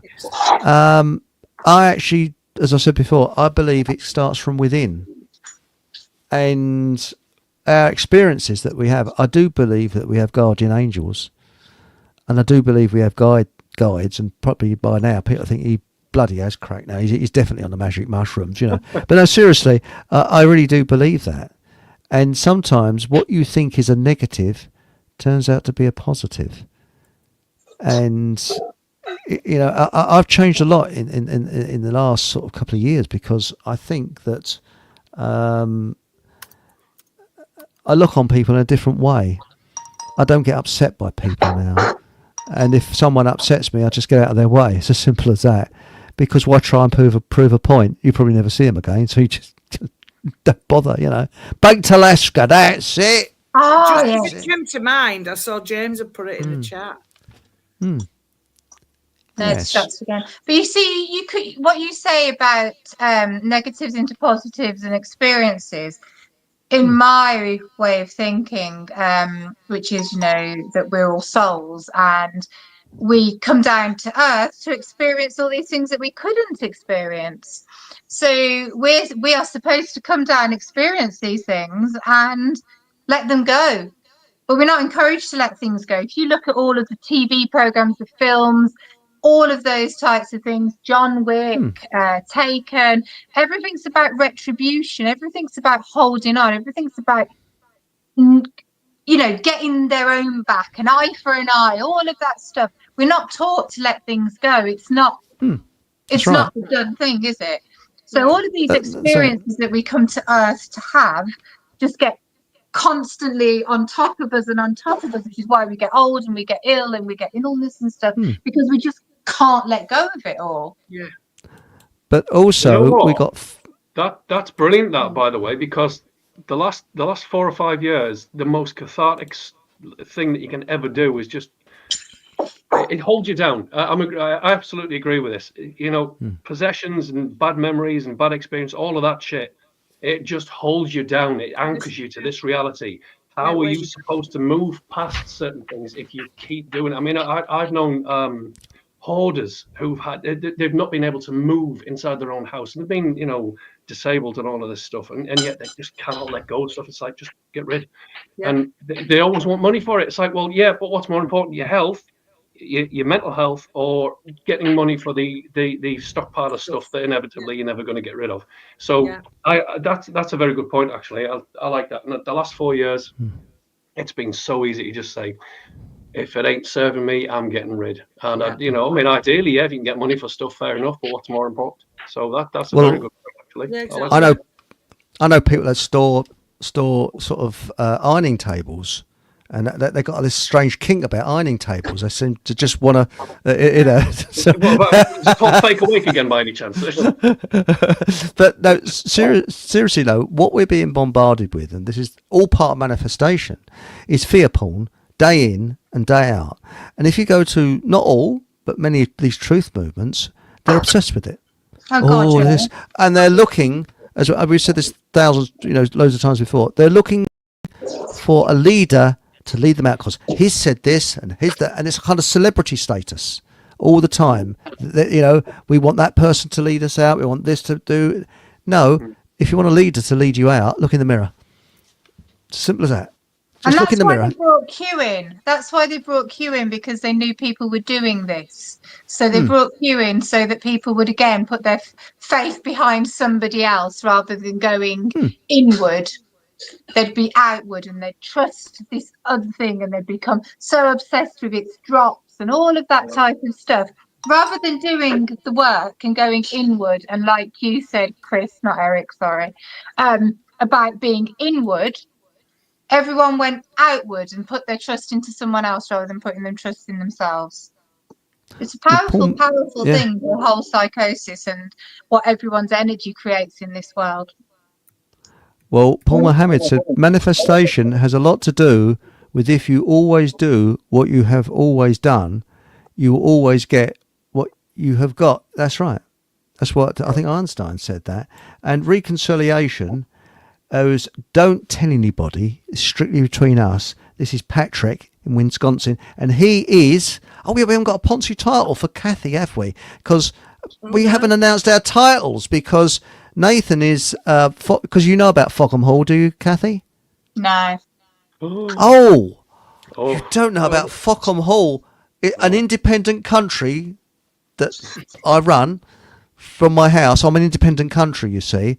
Oh, yes, and you can actually have areas of Fockham Hall anywhere in the world. And Patrick in Wisconsin, he's our... ambassador for cheese, aren't you? And was it the last Zulu outpost? Yes. So he's in America, and it's Fockham Hall there. You know, he's showing the, and of course we got Patrick. You're the propaganda minister, aren't you? No, sorry, Nathan. You're a propaganda minister, aren't you? I was going to say, I don't recall anybody else taking my title. There is only one propaganda minister. That's you. Yeah, that's me, and that's you you. will do as you're told. And that's right. Well. And I muddled your name up because I'm getting on a bit, you know. And Voicer of Cheese reporting, sir. That's right. That's right. We got and that might be the Ministry of Dandelion then. Yeah. The dandelion minister, and you're the Deb. You're the minister of Yorkshire puddings, aren't you? I am. Yes. Yes. Yes. Yes. Totally. Yes. I get it all under control. Do all staff members and statesmen of Fockham Hall get free Yorkshire puddings and dandelions? You can get Fock Bobs. You got our own. Yeah, we got our own currency. You download them from the website, fockhamhallradio.com. So you can get your Fock Bobs. Get your Fock Bobs but in. yes, and of course the Prime Minister of Fockham Hall is a cat. Well, you know that, called Roger. Roger. And his surname is Ring, and he likes to be known as Roger Ring the Cat. Because lots of ambassadors throughout the world like Rogering the Cat, apparently. Everybody laughs. Yes. Everybody laughs at that. Can't think. That Roger Ring. Roger Ring, yes. Yeah. Roger Ring. The penny just dropped there.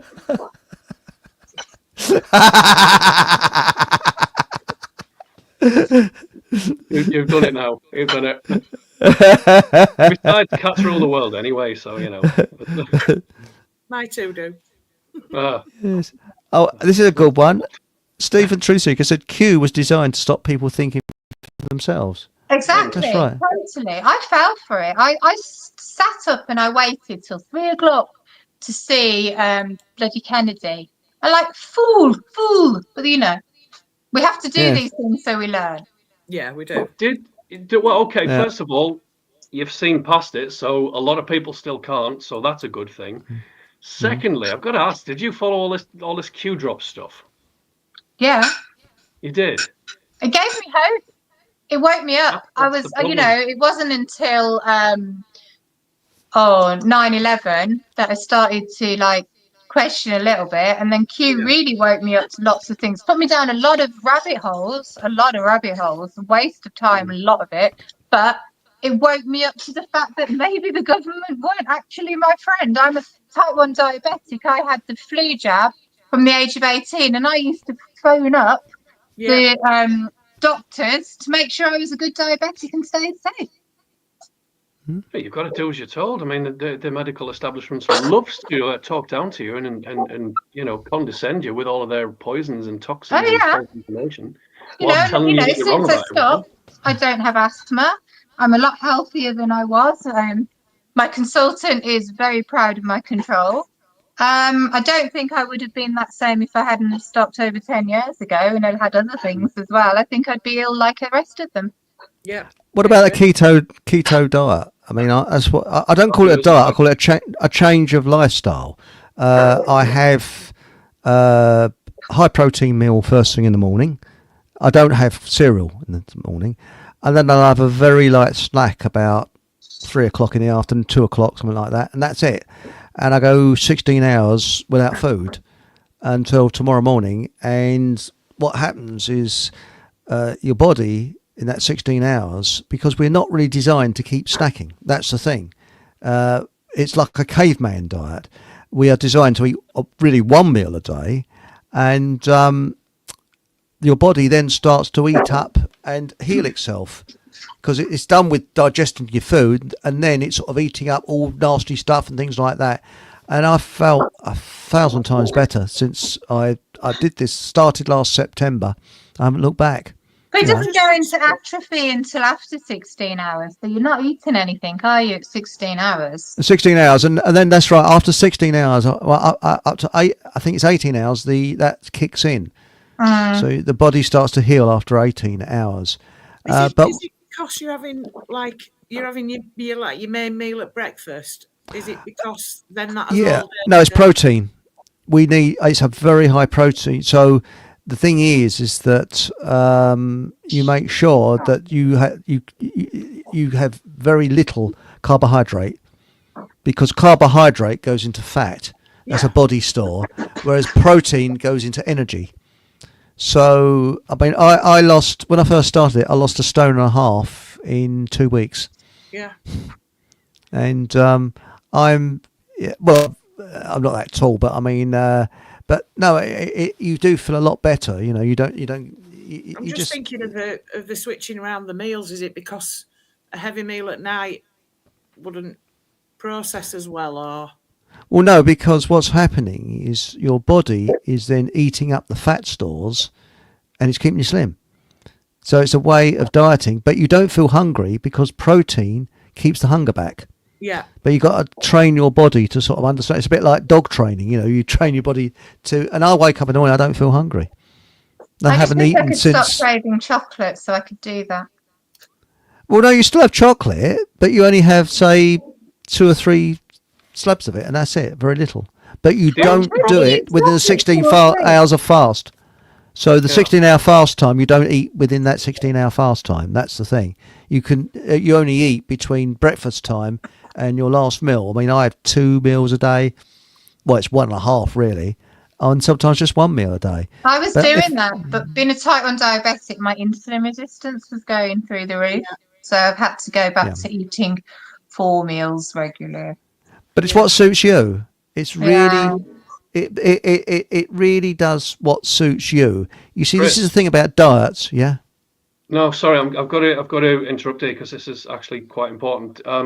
The keto diet, diabetics can't do that, mate. It'd kill them. Yeah, and I've seen this with somebody close to me who came very close to death through ketoacidosis. Now, anybody who's not diabetic, yeah, that'll work. That'll slim them down, cut the weight, cut down the fat, and all of that stuff. But with a diabetic, sorry, I feel as if I've got to put this out there just in case anyone. You're spot on.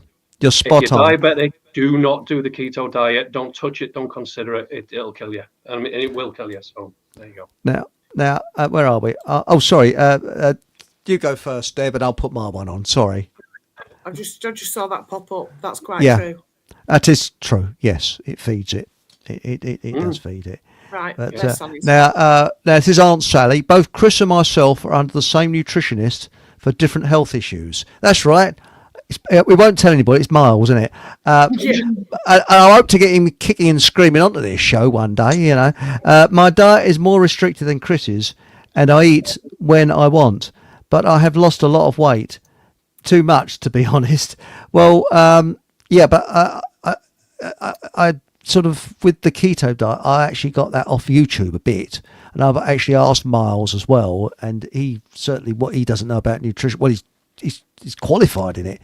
It isn't worth knowing, But I would say that he's better than any. He is qualified as a doctor. He's a qualified doctor. So he's. I think. Have you spoken to him, Deb? I know you have, haven't you, Nathan? Spoken to Miles? I haven't. No. Oh. I have on a live stream, obviously. Oh yes. Not, yeah. I was going to say I don't think I've spoken to him directly. Yes. And now Reconciliation says, I'm on a seafood diet. What, you seafood and want to eat it? Sorry. That one works. Yes. That's it. That's it. And because in Wisconsin, you did a Wisconsin one here. Where's this one? That's it. Now this is very healthy. This is. I'm going to deep fat fried donuts in lard tomorrow. I don't really like that. I'm going to deep fry my dandelions in lard because we've gone back. Do you know we used to be vegan? We were vegan for 10 years. I used to be. And I just realised I walked into Tesco's and I'm like, why are they actually having plant offers all at the front of the store? Why is suddenly vegan really trendy? You know, when I started being vegan, I made my own meat, I made my own cheese, I made my own bread, I made my own burgers, everything. But now the whole of the store is literally plant-based and plant-based offers and everything. And this really made my mind twig. And when I started doing that, I was just looking after the children, so I had a lot of time. Now I run 2 businesses. So we was just eating processed food, and processed vegan food is a hell of a lot worse than processed normal food. Yeah, so, I agree with you. From being a staunch vegan for 10 years to actually eating meat and all of these things, it feels really weird. But you know what? It feels so freeing. yeah. I don't have to restrict myself. I was vegan gluten-free because I couldn't eat gluten either. And I just had enough of it all and I started eating whatever I wanted. And I don't have those problems. You know, with the whole plant food craze, all plant-based food and all of that. So apparently a lot of that is called plant-based because it's literally manufactured in a factory. So as in factory Plant, yeah. So people are going into this thinking it's healthy for them. It's like, no, it's not. Well, we did it when it was healthy. And, you know, if we were still eating just beans or doing fruit or whatever, but we can't do that. And we're very fortunate that we have amazing farmers around us as our friends. So we get good quality meat and we get our milk delivered and it's non-homogenized and all of that stuff. So we're being very, very conscious when we can of what we're putting in our body. Yeah. That's all we can do in it. Yeah. Well, the thing is, though, is that to get proper meat, for example, if you go to I've noticed in a well-known shop, I won't mention its name, but it says, what is it? Not for EU consumption. Yes, on the packet of the food. Yes, Oh, yes, it's a well-known. rules now, haven't we? We're like America, and disgustingness can be in our food too. Except with less free speech. Anyway. Yes, it's a shop that's named after an island up off the coast of Scotland. No sound. Can everybody else hear us? Can anybody else? Yeah. Well, you got to turn your speakers up, mate. Can anybody else hear us? If you could ask it. Oh, hang on. French fries in lard are best. But you see, Patrick, if you come to little old England, we don't have fries. We have chips, and your chips are crisps, and crisps are known as It's weird, that, isn't it? So But we've gone back to that. We don't buy the chips now because they're all in seed oil. So we've gone and bought ourselves a fat fryer again, and we're cooking in lard. Best chips ever, But we're going back to it. Yes, but anyway, Stick, I hope you get the sound on. Shall we shout loud? I know, let's all shout, and then we'll be able to hear us, because he's in New Zealand, isn't he? So, can't hear a thing. I can hear you. Not ours. Well, perhaps we should bounce the sound off of Wisconsin onto New Zealand. How's that? That'd be all right, isn't it? That'd work, yeah. Oh, yeah. It's the way around, though, isn't it? Yeah. Anyway. But manifestation, back to this manifestation thing. Do you find that from the experiences you've had of life, that what you've learned, it helps you to manifest things easier because you realise it's from within, not without, sort of thing? God, definitely. I mean, because I was actually talking to Monica Schaefer last night, and she went to prison in Germany on a thought crime. She's not a criminal; it's just a thought crime. And I'll tell you when we're off air what the thought crime was. Right, yeah. How does that work? Nothing. No, seriously, you can go to prison on a thought crime in this country. That's Is what that the like thing what you now. put on Facebook and so they come and knock your door down and things like that? Well, she did a YouTube video, which wasn't rude, but it questioned something that's supposed to have happened that she believes didn't happen. Right, okay. Okay? About 80 years ago. Let's put it that way. Oh, that. And, Yes. And she went to prison, I think, for a year in Germany. She's bilingual. She speaks, because she had German parentage, so she speaks German as well as English. She's born in Canada. And she said that while she's in prison, what she learned, that her mind was free. But the prison governess, her mind was in a prison of its own because she couldn't break out of the way she has been brainwashed. Yeah. But she'd be able to explain it better. She was on the show, and Monica said she was totally free. She could be anywhere, but her mind is free because you can think on anything you want because your mind is free. And that is the thing, the freeing of the mind. And I think finding inner happiness.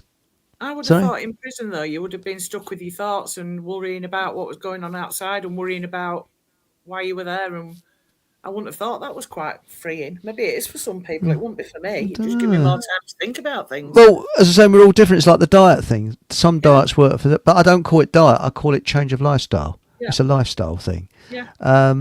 But you see, that's the thing. People react in different ways, and we're all a product, really, of our childhood, up to the age of about 7. The way that is the problem. This is why our brain needs to read, as I was saying earlier, about keep on apologising. No. And it's only in the last, year, 18 months, I've actually learned not to keep apologising and just say, no, I'm not going to apologise. I'm not, and it's surprising. But that's the way you tell. And do you find that you can always, I don't know what it is, you can home in on someone that's had some sort of stressful abuse? Do you find that you can sort of pick up something they flocked me? So in my gatherings, of course, that's it. But you're right about that. We do have to tell people to please stop apologising. There's nothing to apologise for. It's one of those big giveaways. But there's also the people who can't sit still because, like in your case with your mum, Chris, you never knew how she was going to be. So you don't feel safe. You're always looking for the next exit and when someone's nice to you, you can't accept it because you know that the next time they're not. That's it. That's it. But this is the thing, when she was nice, very nice, but when the demon was in, and that demon started to take over more and more. You couldn't relax when she was being nice to you. So now when people are nice to you, well, obviously you've rewritten your Bible, your childhood Bible, but people, when they're being nice to people aren't going to believe them. People aren't going to be able to relax and enjoy it like you or me would if someone was nice to us, because you're always waiting for the sting in the tail. Yeah. Well, that's it. And before you can meet the right person in your life, you've got to understand yourself. That's the thing. And it takes a long time to understand yourself. What do you think about that, Nathan? You got to understand yourself and kind of wipe away what happened in your childhood and reprogram your brain. Well, you make it like I'm just getting off the toilet there. It's like. Well, so this is where I throw in my little curveball, or maybe I should. I don't know whether I should do this or not. So, no, come back to that. Because I again, the whole know yourself bit. yeah, that's a hell of a journey in and of itself, isn't it? So, yeah, come back to that in a little while. Sorry, because I got sidetracked with the comments there. Sorry. Well, you look at the people. I mean, for example, you look at the most sincere generations were the First and Second World War generations. Why? Because they've been through hell. They've been through life-changing experiences. That made them. I mean, there was a RAF fighter pilot, ex-fighter pilot, and he's probably dead now. But I saw a documentary, and it was made about I don't know, 20, 30 years ago. I'm only guessing. And he said, at 18, he said, kids now, all right, they might have a moped, or teenager might have a motorbike.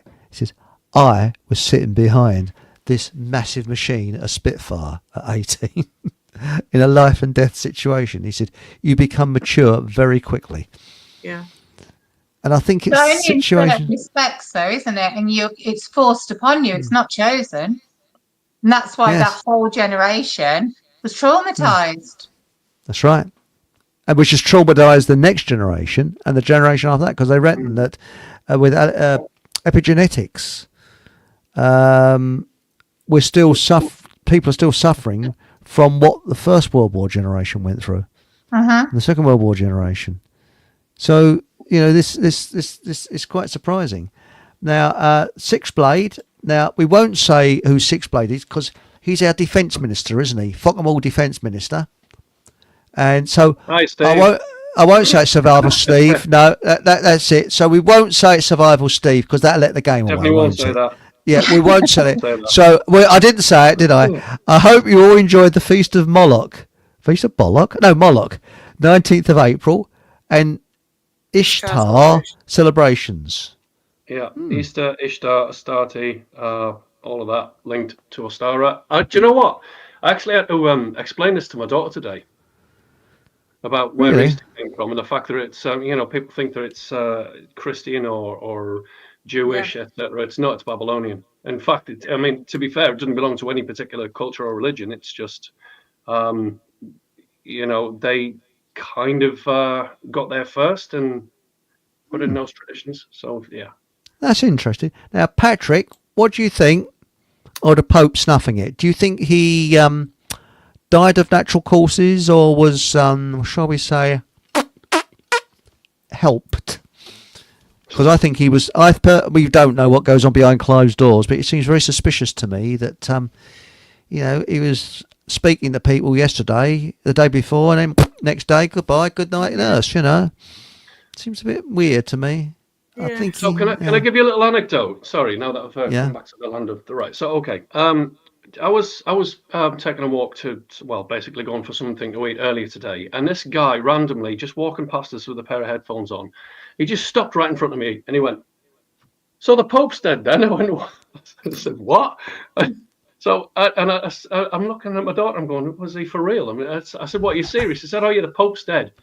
And I thought, well, how ironic that he's dead on Easter Monday. If I was so inclined as to say anything, I'd say, God was trying to send him a message to try and not be such a Satan. I've got to be careful with my words here. Yes, you have. Yeah. So, but do you not think, because what crossed my mind, as I said, it's probably a sacrifice. Yes. Yeah, I've got to be careful. What's the significance about 88 as well? 88. What? I've missed that one. Is it gematria? So, what is it? Is that how old he was? Yeah. I don't know. So to me, the Pope dying on Easter Monday is kind of like it comes across as satanic inversion. Well, hang on. Oh, here's Paul. He died on day 111 of the year of the Pope's full name, George Mario Bergoglio. Equals 111 in gematria. He died age 88. Masonic ritual equals 88. Yeah, I knew there was something 88. There you go.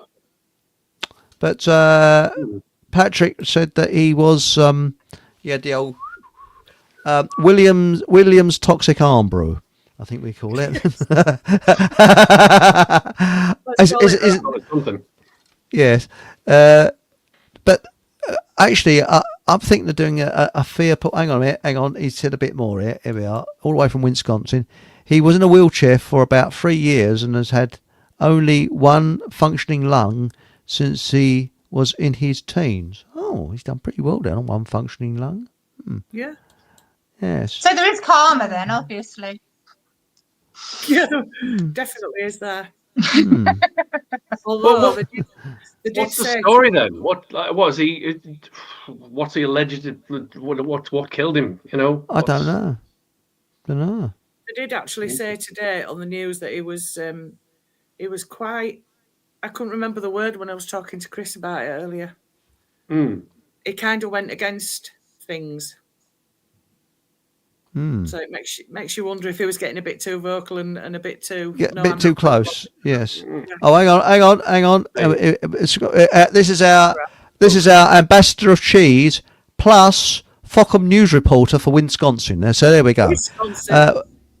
Yes, Wisconsin, and he says it was a stroke, and I will not crack the gag. I don't know. Shouldn't say that, should I? I won't crack the joke about the two nuns.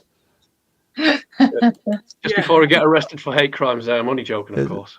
I'm reading his autobiography and was reading about how his mother and father died this morning when I heard the news of his death. So they all died in one day? Oh, No, no. he's reading about it. That was it. Now, do you think the nun joke is a little bit too to the core? Do you think I'll be allowed on YouTube You're to crack desperate it? to get killed, ain't you? Yeah, you're going to say it anyway, Chris. You might. It's a bit disgusting, isn't it? Yes. Two nuns on a train, and bloke gets on in the nude. One had a stroke, the other couldn't reach. Sorry, it's terrible. Sorry, it's a terrible one. That one is.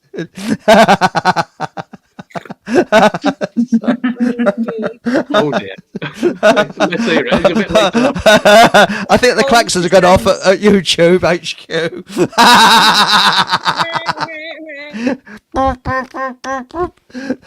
But apparently his last words was "shit, a truck." Sorry. Right, going back to the. Sorry. Oh no! Sorry, no. Moloch requires a fire sacrifice, and this year it was a boat fire on the Congo. 150 dead. Oh, Last no. year it was the Copenhagen Stock Exchange. We also had Notre Dame, Waco, Deepwater Horizon, etc.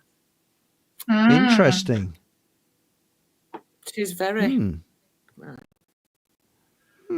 That's interesting. Yes, that's very interesting. It is. Yes. But back to this, we're actually the power of the mind. The power of the mind is extremely powerful. Did you know they did experiments where they said that they were going to put a red hot poker onto this person's arm, and they got a poker that had been in the freezer and just tapped it on the person's arm. And it wasn't in the freezer. It's just an ordinary metal rod. It wasn't hot. Just put it on there, and the arm blistered as if it had been a red hot poker. It was the mind. But did you hear about the experiment that they did in America with a chap who was on death row in the 1900s? I think it was. They wouldn't be allowed to do it now. And they said, we're going to do an experiment where we're going to drain the blood off of you and then pump it back in, and if you survive, you can walk free. And what they did, they strapped him in a chair, and they put something in his arm, and I think he couldn't turn his head, and then they just left a tap dripping, and he died. Nice. And they didn't drain any blood off him at all. And it's just his imagination thinking that the blood was, and he lost consciousness and died. They just had a tap dripping behind him. And That's he thought bizarre. it was blood. Yeah. So it is surprising how powerful, and there's auto-suggestion as well. I actually find that some people give off negative and there's positive energy and negative energy. Yeah. Some people can walk into a room and the temperature metaphorically drops. Well, no, it actually drops. You feel. And other people, you think, way, full of life, full of laughter. 2 minutes. you know. And where's he gone? He's popped off Is it again. Oh, it's just something got else off said? camera attack. Hang on. Yeah. Oh, leave the window open when you leave. Sorry, please. You know.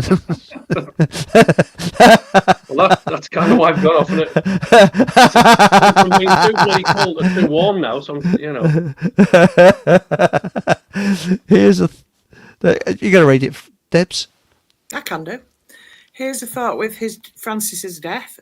Is there a connection with Trump? Because Trump equals 88, but also the date is 21/4, so 21st of the 4th, and DJT Donald John Trump is 214 in gematria, a number that rarely turns up. There's a thought. I've thought about that. Interesting. Now, is anybody here a Trump worshipper? I'm not. I was. You was. I was, but it's getting a bit weird. I now. was until I don't know, about 3 years ago. I was Robert. Hello, Robert. Hey, evening one and all. Here we go. There's Robert there, and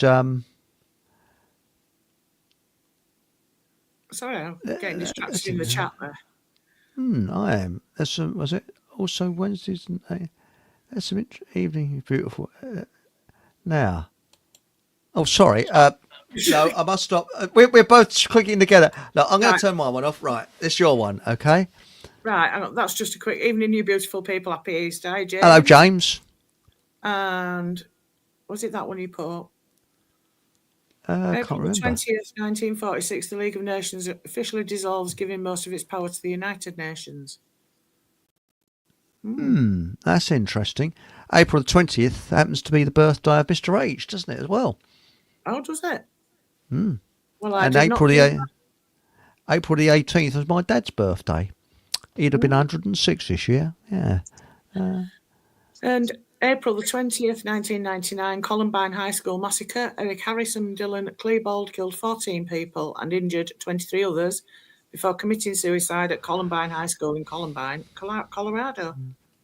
But could we find all of these at any date? Is there a kind of thing where people go down these rabbit holes and find all of these things? And again, it distracts ourselves from being within.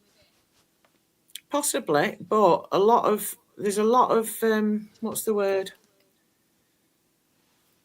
A lot of things that surround certain dates. A lot of rituals and things, apparently. That's because we believe them. So my children, I just didn't want to do anything for Easter because, but my children were adamant that I would be in a very, very bad mum. And I think one of them was about to leave home, the 12-year-old, because I didn't get them an Easter egg. I did really, but yeah. So it benefits people to hold these traditions, but the only reason we do it is for an Easter egg. Yeah, well, yeah. The only reason they do Christmas is for presents. Yeah.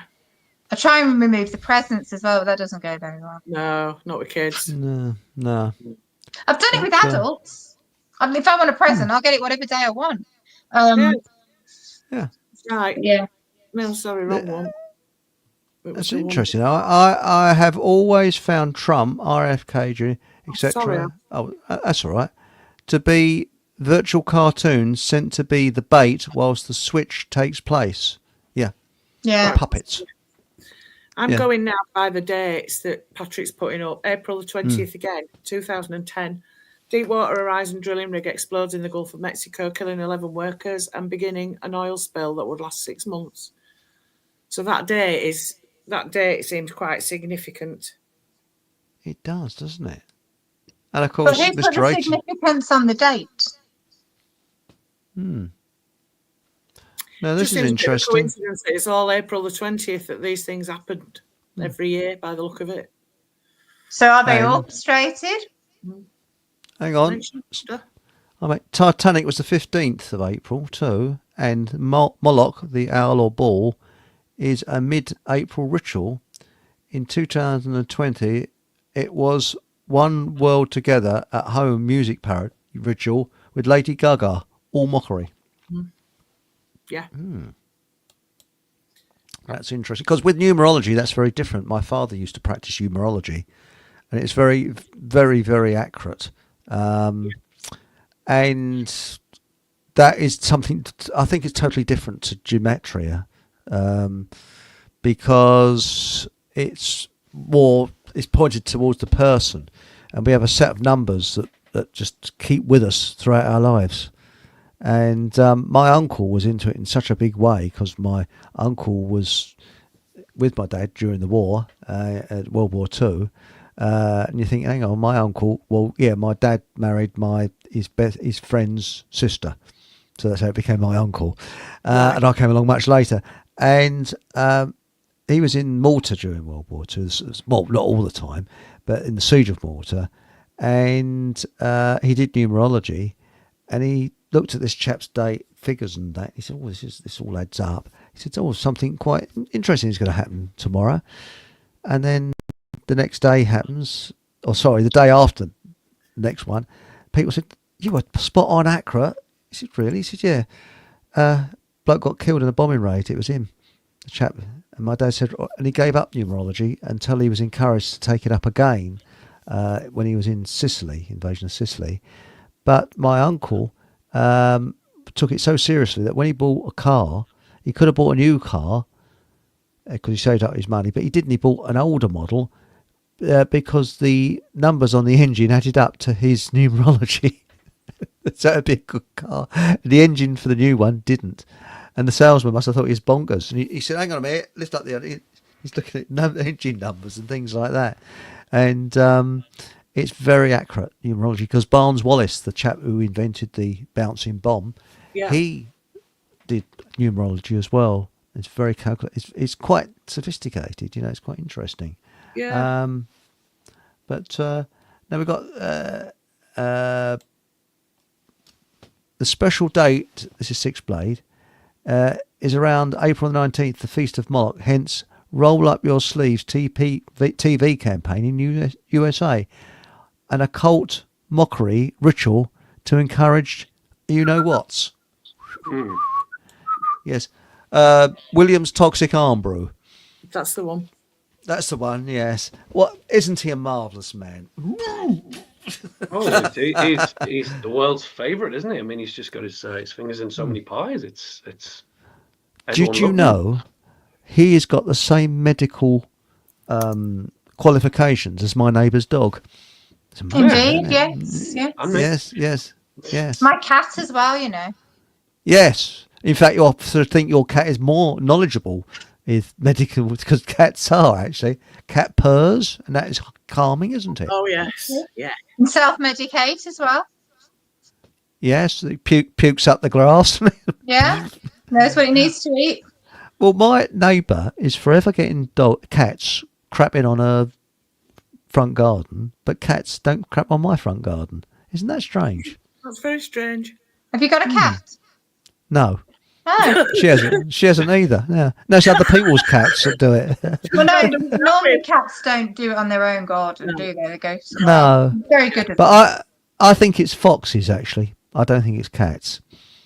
You can tell the difference, can't you? Because foxes are black poo. Not only that, the stench. I actually trod I had a footload of fox poo once on a hot day. I got in my car. No, sorry, it was a cold day. And I had to drive home with the window open. The stench was unbelievable. Because one foot was slightly higher than the other, shall we say. And of course, when you've got a dog, they think that's the best perfume ever. So when they come home smelling of it, eau de fox poo. Yeah, it's very not good. classy. I fell in it in Sherwood Forest. That's to lead from there. But really not good. I've got a marketing idea. Why not, for these Ponzi pet stores and that, why can't they have a deodorant for dogs called Crutch Smell? A dog would be in ecstasy with it because they like sniffing people's crutches. So you just say, here, Fido, have some Crutch Smell. The dog would love it, wouldn't it? I'd like to know where you've been. Has he been?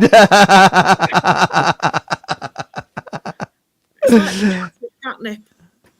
Yes. I've got a cat that roams about and he comes in and steals the catnip squares that I keep making. Oh, Really? Proper posh catnip. Yeah, he Yes. runs off down the bottom of the garden and starts writhing about. They're lovely, your pussy cats, aren't they? They got two. And Well, I've got three, what's but it she's now? disowned us. Really? Mummy's It's disowned funny. us. Funny, isn't it? I've got 4. I've got a Maine Coon as well. Oh, I love Maine Coons. But we've got 25 acres, so we need to fill it with something. Oh, yeah. Yes. Donkeys, that's what you need. No. We've got chickens, we've got ducks, we've got 4 cats and 3 dogs. That's plenty. Oh, yes.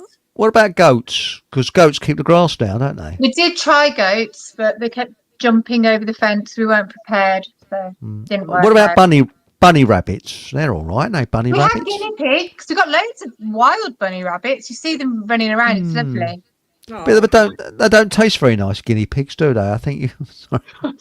You need- I'm proud to say I've never ate one. They live in South America. I could never eat a guinea pig. Yeah. They're so cute. But trouble with Is guinea that like pigs. mini gammon or something? I mean, is that what we're going for? Mini bacon. Yeah. I don't know. You wouldn't think there'd be much on them at all, really. They're just like little Not really. potatoes with legs. Aunt Sally. Fox is so foul. One of my dogs loves to roll it. I have to put her in a high-vis vest to keep it off her fur. It's gross. That is a really clever idea. It is actually, yeah. That is a good one. Don't Yeah. blame the foxes. It was the sauerkraut.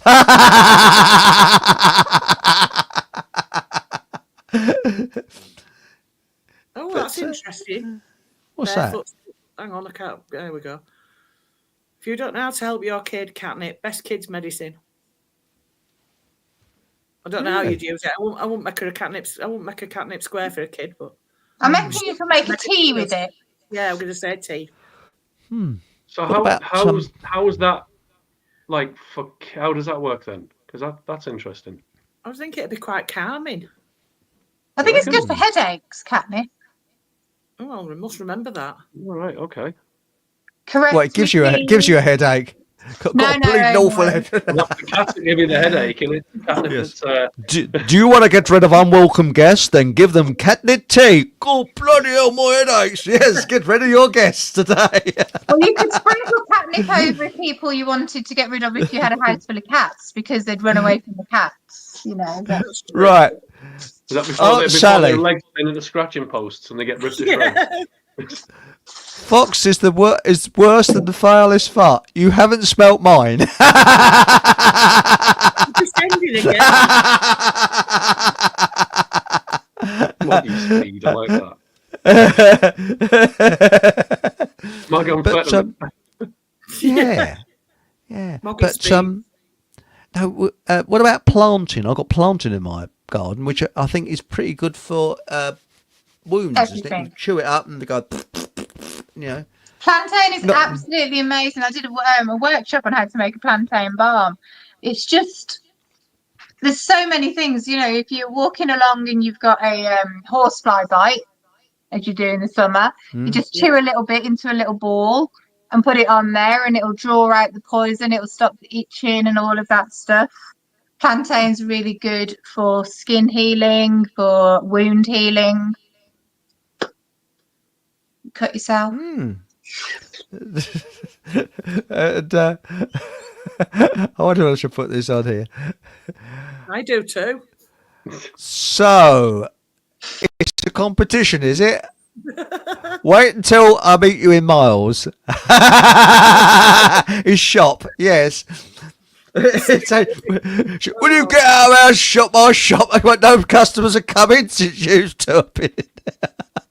Is this a case of massive challenge accepted? But really, what about that sticky weed that sticks to you?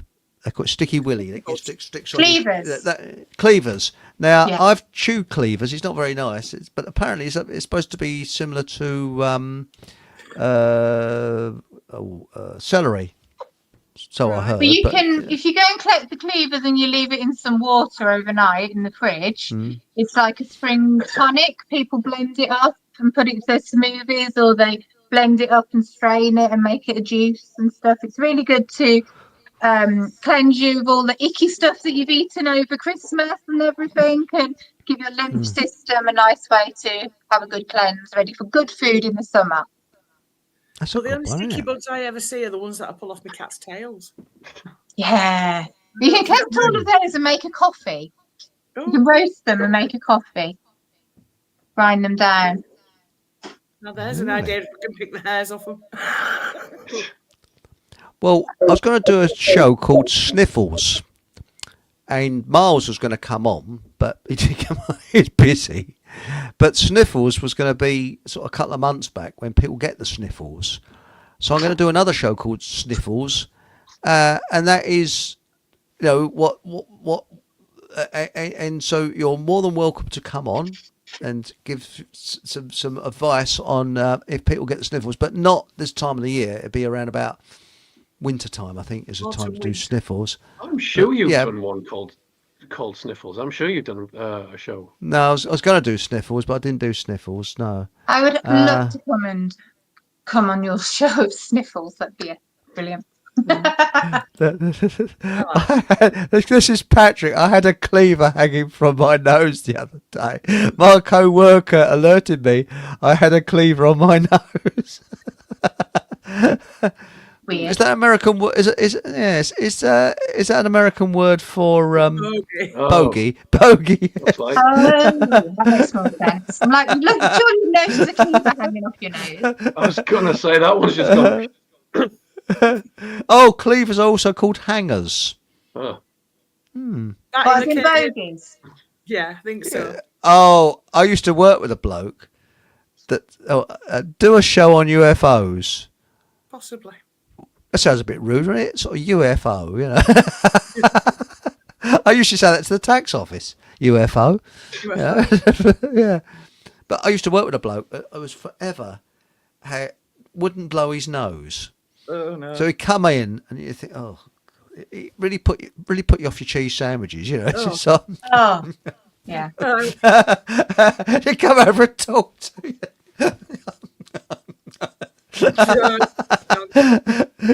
Anti-diarrhea, nerve relaxant. Oh, this is good, isn't it? Reduced temperature, gut antispasms. Great for the whole. Oh, that's good. I'll tell you something. Nathan and I need it for our hormones, don't we? I don't know, do we? Yeah, I think we need it for our hormones. Yeah. I think everyone needs to balance their hormones because of everything that's coming down in the sky and in our food. Everyone's hormones are skewiff, aren't they? Just a bit. I mean, what are you supposed to do then? Just like eat it direct or what? I mean, No, I think it's possibly making it into the tea. Interesting. Yeah, or a tincture. Yeah. I'm sure Holly will tell us. I'm going to have to go because I've just seen that my boy is still up. Okay, well, we've got to close the show actually because we're 20 minutes overdue, but we always go overdue. Yeah. And it's very nice bills, to have.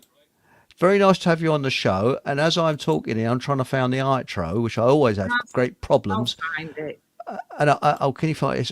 It's up there somewhere. I don't know where the bleeding It's in here, so I put it to the top, but you've probably. Oh, here it is. I got it. What one do we gonna have? We're gonna have the funny, the new one, right? Oh, now, first of all, ladies first. Before we go, anything you'd like to say to the audience before we go?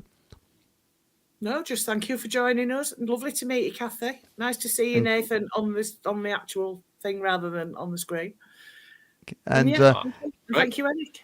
Kathy, Nathan, anything you'd like to add before we go? Hang on a minute. I take offence at that. You said ladies first. Well, you take a cake. Come on. Come on. Okay, Kathy. I've had great fun. Thank you. This was not how I planned to spend my Sunday evening, but it's been really good. Thank you. Thank you for having me. Nice to meet you, Debbie. Nice to meet you, Nathan. Nice to meet you, Chris. You too. You too. Thank you. And we if I pay down to the whole manifestation thing in the end, but it kind of always goes off topic. Yeah. But there you go. But hey, it's nice to meet you, Kathy, and it's good to see you again. B. I don't even know. What do you prefer? Do I just call you Yorkshire B, or it's like? Call me B or Debs or Deb or whatever. Debs. Oh God. Deb. So there we go. Right, and then obviously, ladies first. Chris, you go next, mate.